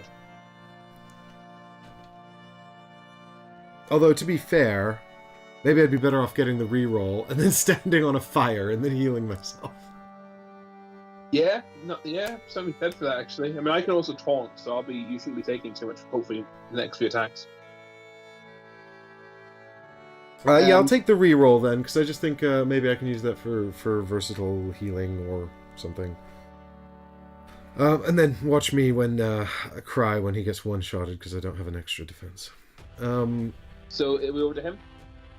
I'm just trying to think if I'm going to use... I could use... So the Battle Flow token is Battle Flow all cards in one section, right? Sorry? The Battle Flow token is all cards in one section, move one space, right? I think it's one card, isn't it? No, the Battle Flow token is the whole of one section moves around, I'm sure of it. Okay. So I'm just trying to decide whether I use it to Battle Flow, Piercing Arrow, and Long Shot. Alright, well... We need to, I'll tell you what, actually, what I'll do is I'll save the Battle Flow token, I'll spend my last remaining Animus to use Loose Arrow, and then I'll Battle Flow, Long Shot around, and then actually I get to pick the Tower Bow and Long Shot back up, and Loose Arrow then is... And then I'll get Piercing Arrow back in due course when I play Long Shot again. And then I've got my Battle Flow as well to help me get Long Shot back for a third time if necessary. Alright, there we go. That's me. Alright, so Toxic Cloud, he replaces the closest acid drop with a cloud, which I believe is the northwesternmost one, right? Yeah, it's the one that's 3 spaces northeast of him. Yep. He then targets the Harbinger, because he has no valid targets, and the Harbinger's closest. Yep. He moves 4 towards the Harbinger, attempting to get into range of him, but can't do so. So that means he's going to move, I guess, northeast, southeast, northeast, southeast, I guess. Sure, makes sense to me. So he's got his left flank is like in the south space of that cloud he just placed. Yeah, and he's facing southeast, right? He's facing... No, just facing east. But he has to face... He has to face... Yeah. That's the last way he moved, you're quite right. Then he Toxic Oozes. So right. So now directly south of the cloud has a droplet now. He then targets nothing with knockback. And then he moves 4 north. Great. So now he's just standing in his own goop, facing the north. But doesn't he move 1, 2, and then he bounces back like in a mirror, right? Oh, yeah, that's right. So then he moves 1, 2 back. So he's actually now facing directly south, standing on the Toxic Ooze he just dropped. Yeah, he's exactly where he was. Yeah, except he's changed his facing slightly. Yeah. Okay, but that's okay. We can work with this. We're next to him. Yep. I agree. This is not the end of the world. Right, so we can pick up cards in slot 0 and get our Animus back. Yeah, so I get my Talon Strike back, get my Animus back, you get your Animus back. Oh, we should see his next card as well. Yep. We'll check it now. Animus back for everyone. This fight is working out differently than I thought it was going to. Likewise. This is why he's tanky. He's obviously he's quite slow and steady with his damage. Yeah, we have to be careful not to let him sort of, I don't know, get out of hand. Alright, so his next one is Ignite. That sounds bad. The creature clamps down on you. You see a faint spark of electricity in its maw, and the toxic mucus coating you bursts into flames. Okay, so this is obviously the next level. So he does Toxic Ooze, then he targets the enemy with the most ooze, which is the priest. We should have seen 5. Yeah, we should have seen this coming. So he moves 5 to the target, He attacks it with his maw. If the target loses any wounds, they lose an additional wound and all of their toxic ooze, and then he moves 4 southeast. Okay, so the corrosion goes away if he does too much damage to you. I can taunt, though, to make him not target that person if necessary. Yeah. I mean, there's sort of 3 options here, right? Like, either the priest could heal himself, so that he's on full health at least. He could run into the fire, which would cost him another wound, but it'd get rid of the ooze and it'd attack the warden anyway. Or the warden could just taunt it. I think for now the warden will just taunt, probably. Yeah, I think that makes the most sense presently. Because he is just targeting one. And you know what? We're all looking at him in the face. Maybe we can smack him in the face. In the maw, yeah, that makes a lot of sense. Yeah. Is there any chance you have, like, your shots that you hit multiple things? Not really. I've got... Because you could just shoot right through him and hit 2 or 3 dice. Yeah. Take that as a no. Well, no, I could spend 1 animus and use Loose Arrow, my 0-cost card, to pick up my piercing arrow and shoot him with the piercing arrow. Is it in slot 0? It's in slot 1, but Loose Arrow lets me battle flow 1 card and then it goes into slot 0, so I pick it back up. No, you don't pick up things in slot 0 until the refresh phase. Oh, even when something enters slot 0? You can battle flow it from 0 into your hand, or you can pick it up automatically from 0 in the refresh phase. So isn't that what would happen then if I played Loose Arrow, battle flowed piercing arrow into slot 0, then Loose Arrow would go into 0 and knock it back to my hand? Huh. Yes, I guess it would. Yeah. Yeah. So I could get it back for 1 animus. Yeah, it's a good combo. And then but then I've got basically a naked attack with it. I've got 2 reds, and for every second die, I mean, his rear die is gone, so I could only hit a maximum of 2 anyway. Yeah, fair enough. And it'd be a pretty weak attack. The priest could also buff us again, and then my 2 characters can go in and whack it. I could get another empowerment each, or the reroll for each of them. That'd be great. Yeah, and actually, what I could do as well is I could move 2 to get next to the priest as well, and get a buff on the ranger. Yeah, do that then. Which might be worthwhile because these naked attacks are a bit depressing. So are you moving south, northeast twice, or northeast and north? What are you doing? Yes, I'll spend 2 animus, leaning. I have 5 remaining, and I'll go.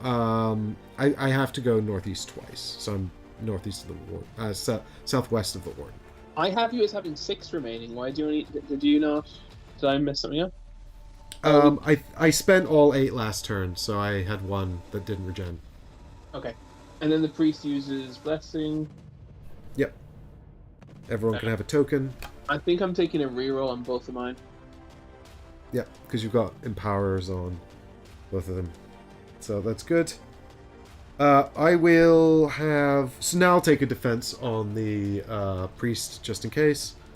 And I'll take an empower on the ranger.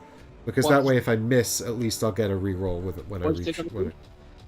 The priest took defense. That's fine, yeah. Yeah. And then the ranger takes some power.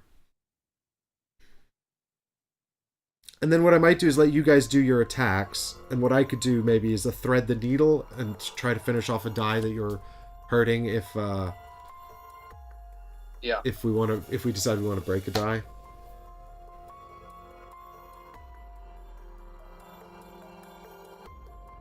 I have 9 animus.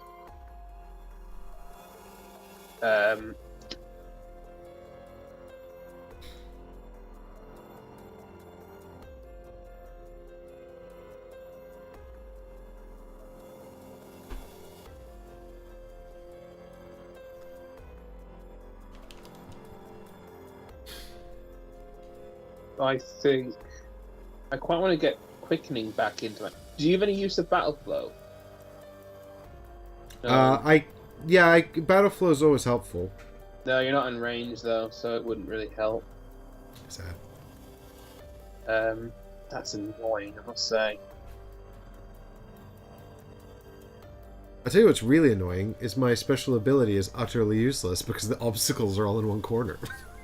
Well, I can get 2 attacks if I do this, which is probably worth doing. It's a weird. This is sort of slightly weird. I'm going to do it because it lets me do 2 attacks. I'm going to spend 1 animus to use Talon Strike again to battle flow the quickening into slot 0, and then it immediately comes to my hand when Talon Strike goes in, just like you taught me. Because now I've got 8 animus and I can do 2 attacks.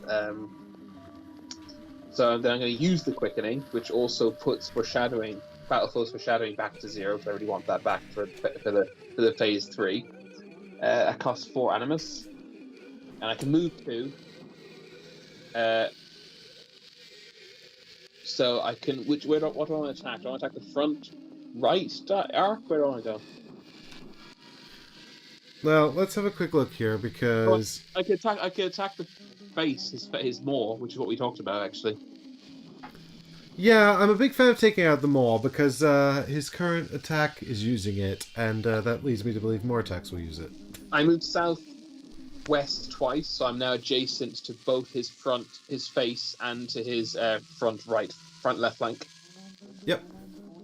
And with the attack, so someone in range 2 can battle flow, but unfortunately no one is. Yeah, no one is. So. Well, wait a minute. Before you do that, I can move to be in the correct range. So I'll move northwest 1 step with the ranger. Yep. And that lets me battle flow piercing arrow into space 0. Perfect. Okay. So now I'm going to do a attack basically.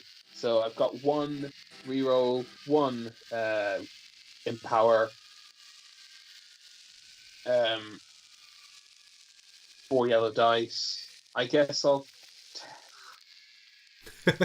Layla raises a good point about how we need to avoid the giant gas clouds and just never get knocked back into them either. That's true, actually. Yeah, knocked back. Hadn't thought of that. Yeah, me either. There's so many. The board is getting so full of corrosive acid that I a part of me almost just wants to roll the die and just see what happens, not worry about it. What deck is looking best? What deck is stacked best in our favor? Yellows, reds, or blacks? Or I think yellows maybe. I think so. Black is completely reset, and yellow is a little bit favorable.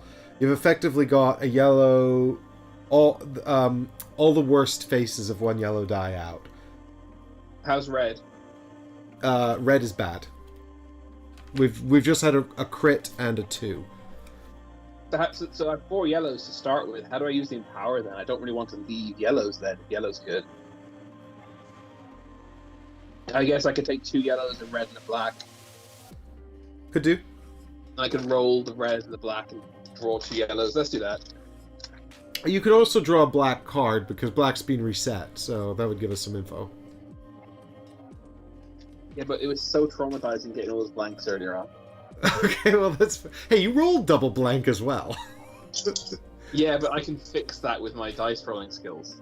Okay, I see. I don't have... so how many yellow cards are you having? I don't have a school of card drawing like 2 yellow cards, please. That's so ironic, it's really funny. What? Well, because a school of card drawing could actually be helpful. I'm sorry, what did you say? Nothing. Never mind. Alright, here we go.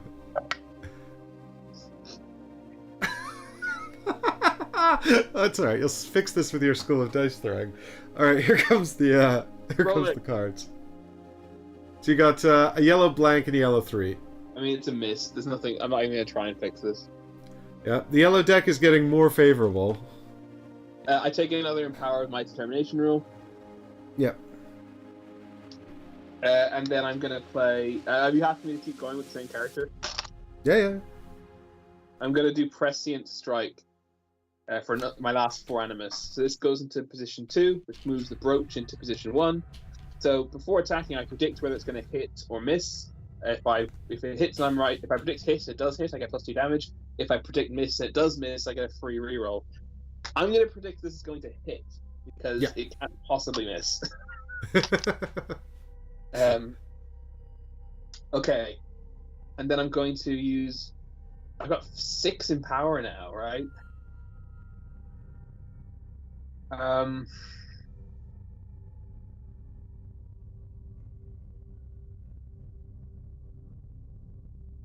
I can take 3 black and a yellow, I guess. Yeah, the yellow deck's looking pretty good. But if I take yellow, then I can't use the Empower. How good is the yellow deck looking? How good are we talking? I mean, obviously it's yellow, but you've had a 1, 2, 3 out for damage cards and 3 blanks. So there's 12 in there, and only 3 of them are blanks. Yeah, so half the blanks have come out, and then 1 die minus the crit. Sort of 1 die worth of numbers minus the crit. I'm tempted to get really, really spicy here. But just like loads of yellows. No, not that spicy. You could though, because how many empowers do you have? Here's what I'm thinking. I'm thinking of keeping the 4 yellows, and then taking 2 whites and making them both black. Yeah. Okay. And I'm thinking of changing my prediction to a miss to get a reroll. Right, because then you can use that reroll on this attack. Yeah, if it misses, I get a reroll. Well, hang on. Let me just check how many yellow cards are left in the deck here. 12, right? Said there were 6 out there. There's 18 in the deck. Yeah. 12. So I mean, the thing is, feasibly, if you you have 2 in power, right? Here's the thing. Yeah, here's the thing. If I draw 4 yellow cards, it's a decent. Realistically, I should get 1 miss. And then if I, regardless of whether I'm rolling dice or drawing cards of black, I've got a 1 in 3 chance twice of getting a second miss. So 2 misses is plausible. It's definitely plausible. Okay, but hear me out. This is an insane plan. You can veto it, but just hear me out. Okay, if you use your 2 empowers, you could you predict a miss. You'll take these 12 cards, all 12 cards of yellow, and you'll get 3 misses, and you'll have 2 rerolls. You're saying take another 6 white dice and empower them all to yellow, yeah. Empower them all to yellow. And that would give you 10. That would give you 10 cards, but you'd have at most 3 misses. And then I have 2 rerolls because I have a token and a free one. I like it. Let's do it. Let's do it. Let's do it. And yellows.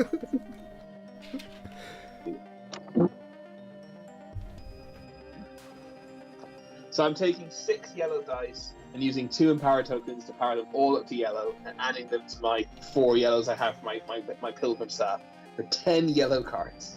10 yellow cards. All right, now 10 is the max you're actually allowed to ever roll. Oh, really? I think so. I didn't know there was a max.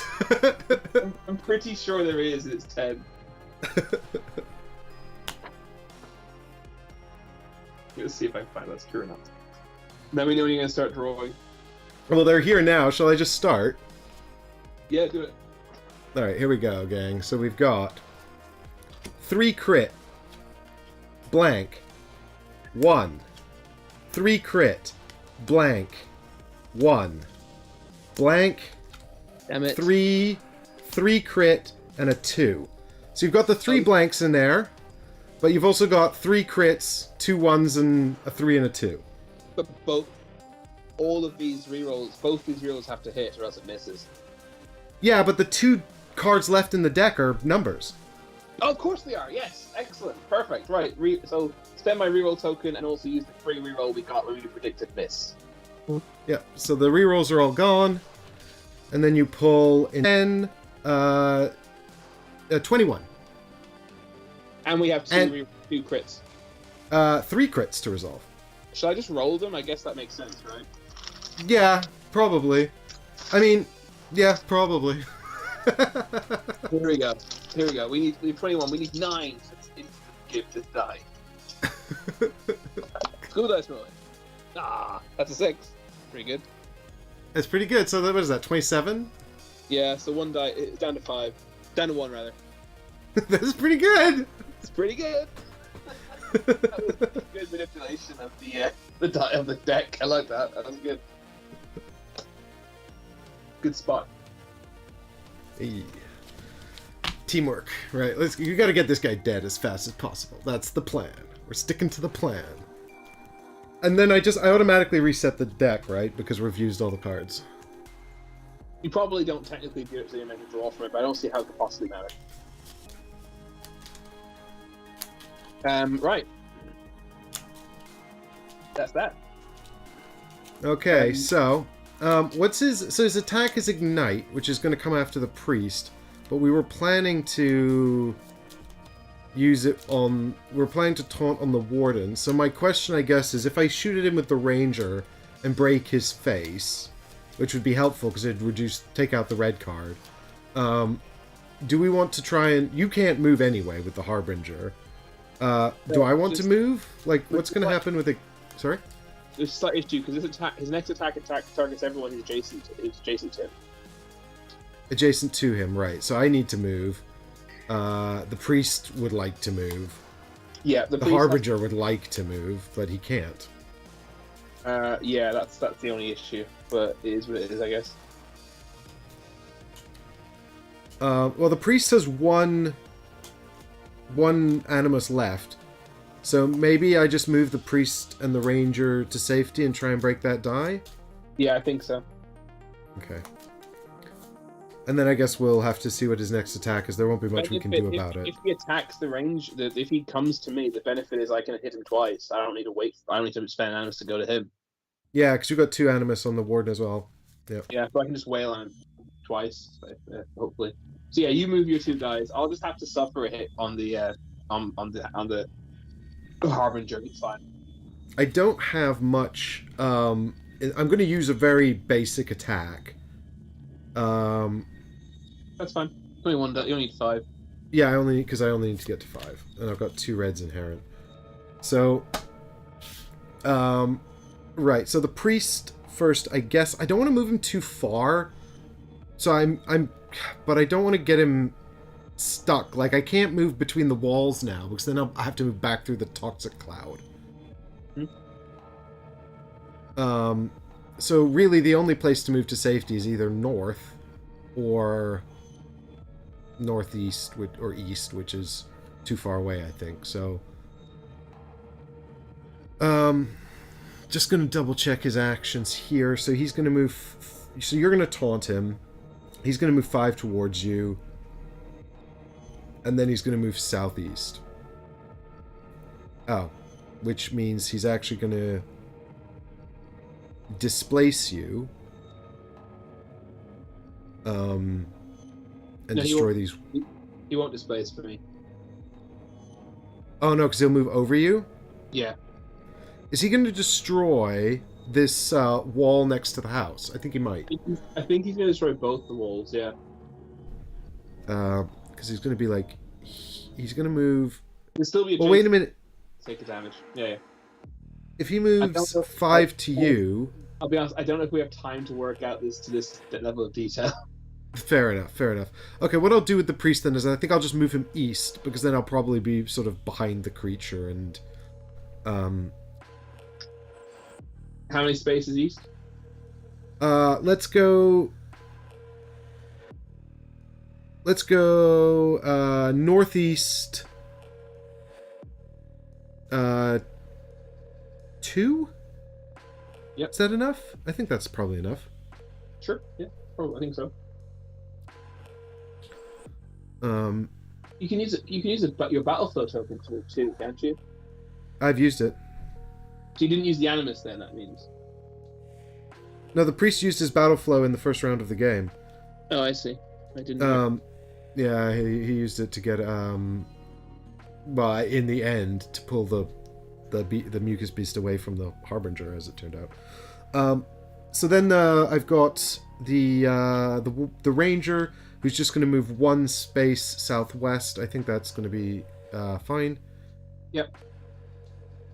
And then I will spend 2 animus with the ranger, leaving her on 1 to use Child of the Forest, which is an incredible attack ability that means I cannot be targeted while I'm next to a tree. Oh. But also it lets me do an attack for 2. So I'm just doing an attack for 2. Yeah, that's cool. So I've got 2 reds. I'm going for 5 damage. So I think I'll do 2 reds and a white card, because I think the white cards are quite power, there's no point in using it, I feel. Yeah, I don't want to empower this. Not for 5. Yeah. So here we go. I've got my white card and my 2 red dice. So I've rolled on the dice a 2 and a blank, and the card is a 2. So that's failed. Can you re-roll? Nope. I'd have used. I thought you were going to use 4 die. I can't believe you used 3. I thought you were. Well, the reds are 50% 3s and 4s. But every single die is 33% a miss. Yeah, I didn't realize that that was a terrible idea. God damn it, Mike. God damn it. All right. Well, it's fine because I mean I say it's fine. Oh yeah, because now the warden's out of place. It wastes the warden, a whole action of the warden. This is really, really not good. All right, let me have a quick look and see if there's anything I can do to fix this. I don't think there is, though. You haven't got any more animus.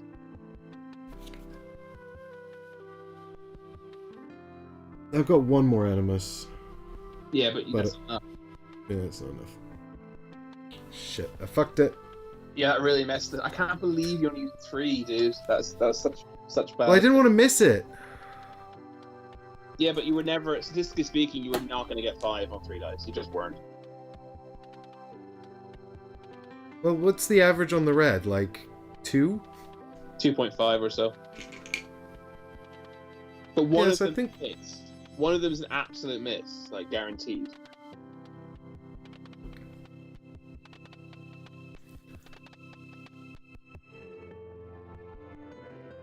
No, yeah, 2. You're right. It's 2. Your average roll there was well,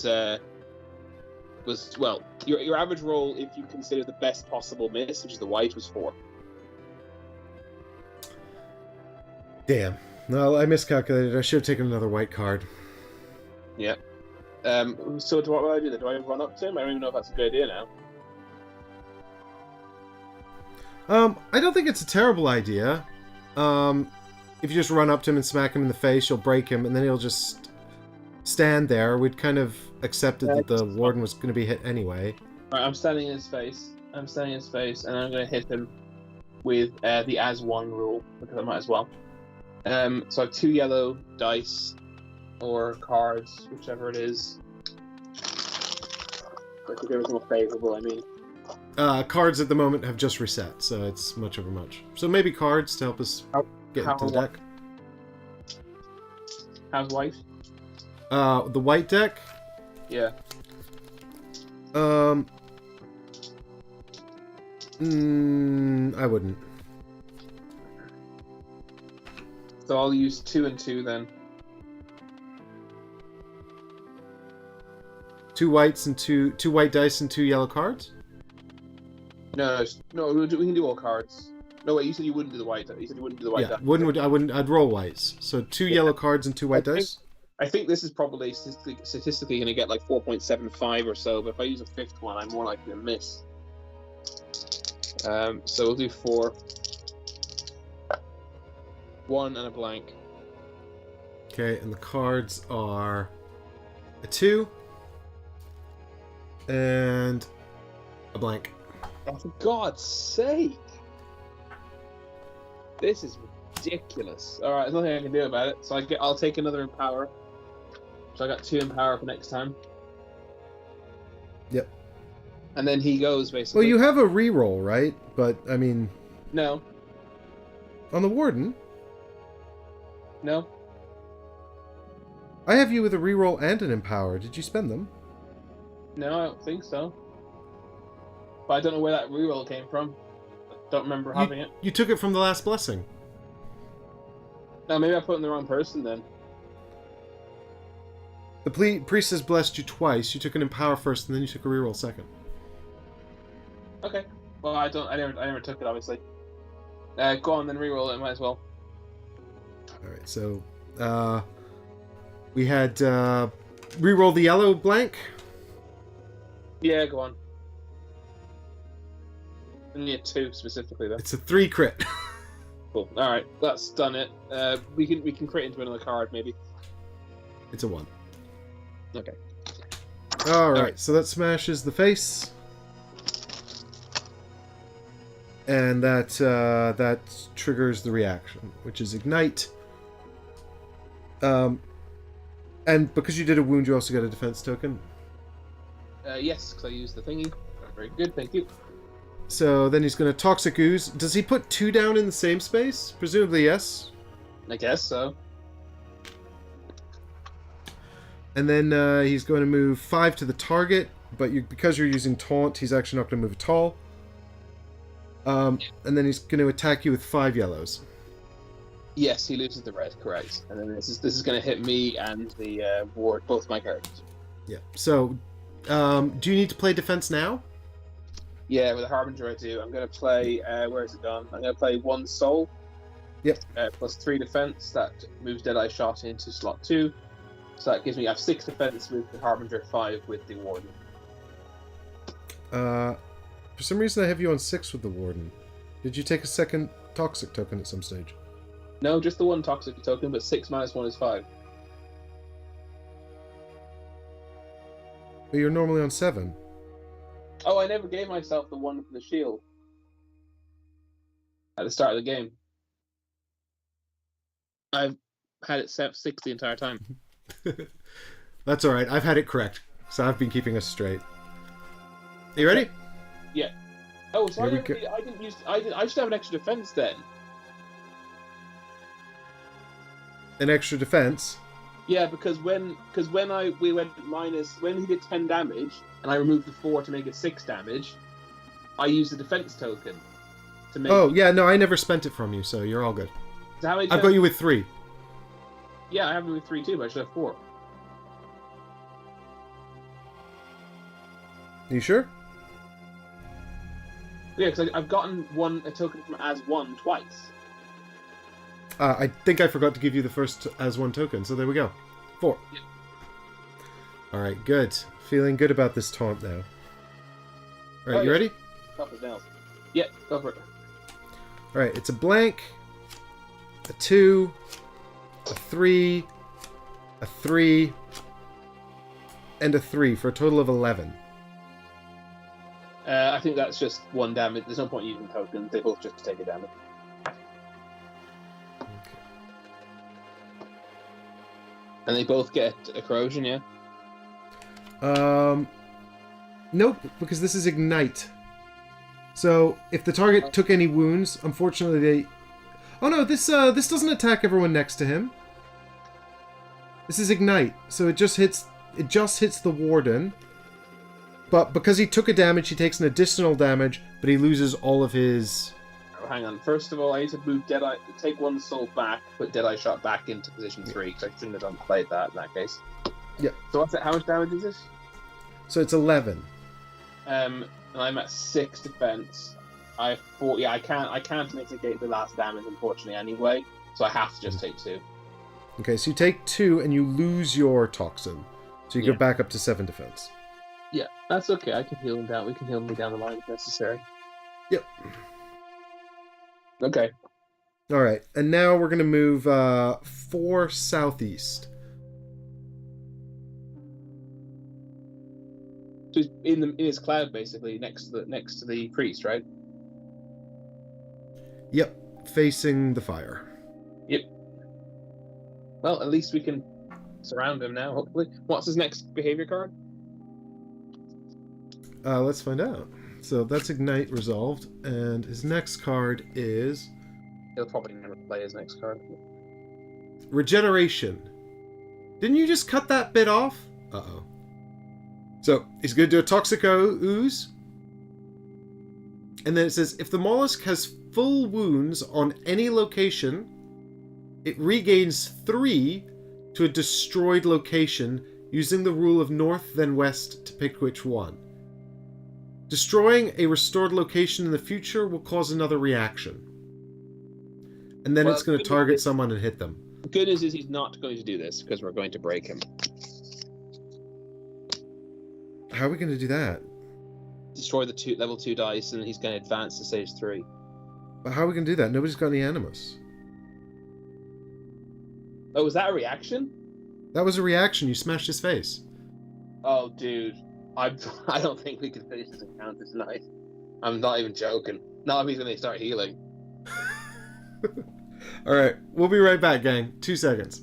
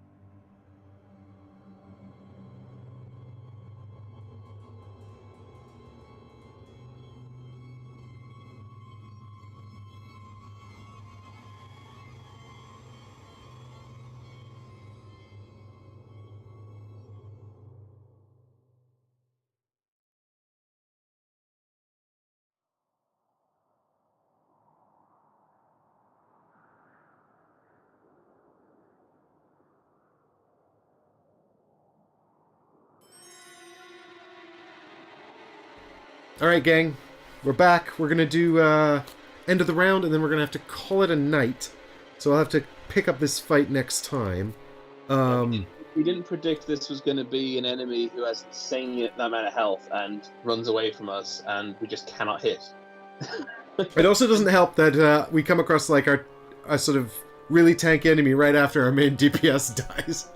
Yeah, right after our main DPS dies, and we're got bad rolls. It's fine. We decide we're just going to have to save the state of the board, which is going to be a bit of a pain, but we'll get it done, and then we'll finish the encounter in due course.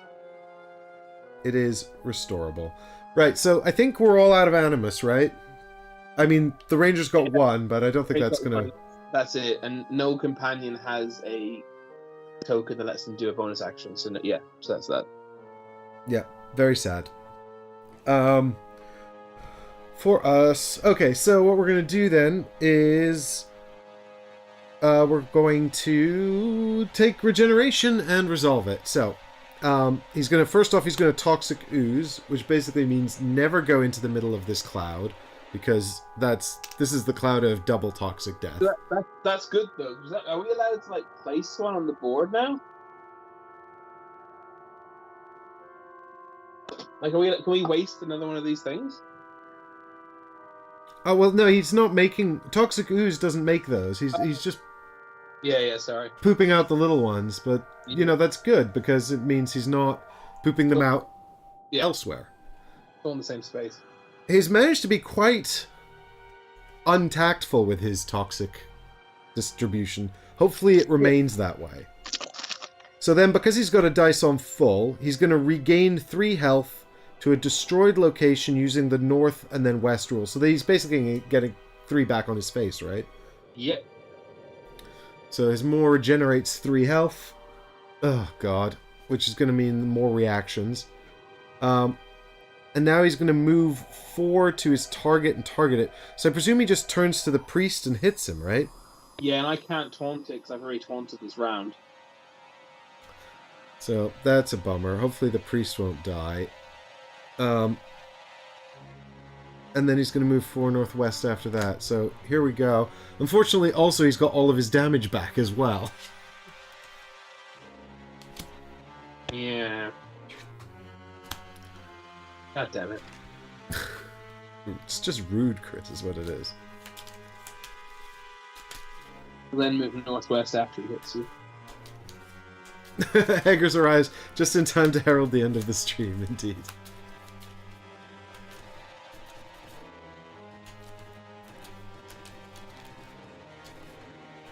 But what a cliffhanger. Come back in 2 weeks for the exciting conclusion.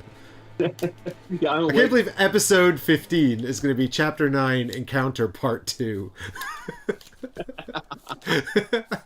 It's a long game, okay? We've been at this for 3 hours. Yeah. Not only is it a long game, but it's longer when you play remotely on stream. Like, streaming is longer anyway, and then I think remote is even longer, but yeah, it's all good. I'm very much enjoying it. Oh, I always enjoy these sessions. It's a great game. Alright, here we go. 2 more yellow cards. Here's hoping the priest isn't just murdered. We've got a red, which is 2. And then we've got 5 yellows. We've got a blank, a blank, a blank, a 2, and a 1 for 5 damage. Does he need to... I need to... So it's divided by, right? So if I spend both defense tokens, I don't take any damage. You're at defense 4, though, right? Yeah, so 2 tokens puts me on 6. And then...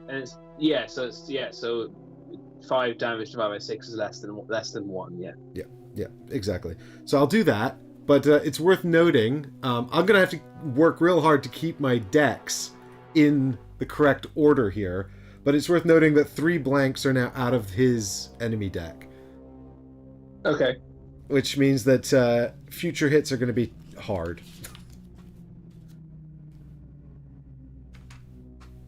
And then he moves northwest 4 spaces. Yep, so basically just back to where he was. 1, 2, 3, 4. Hang on, he's like there. Because he just moved southeast 4, and now he's just going 4 northwest. Yeah. So Yeah, he's back where he was, but he's now facing northwest. Yeah, exactly. He's just turned his back on those guys. He just ran over there, smacked the priest, and ran back. So his arrow is in the toxic cloud. Yeah. Oh, is that what you've... slightly next to it, by my reckoning. I've got his front right flank in the toxic cloud, the bottom of it. Plus you have him facing...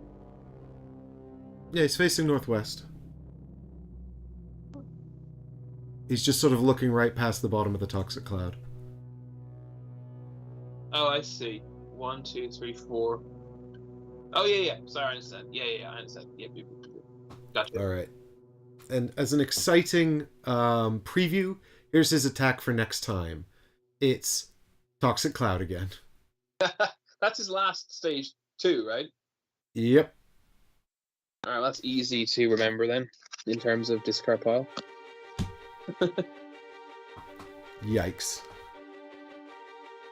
Well, this has been, well, I suppose we had a lot of technical issues, so we'll say it was 2 hours to get less than halfway through this boss's health.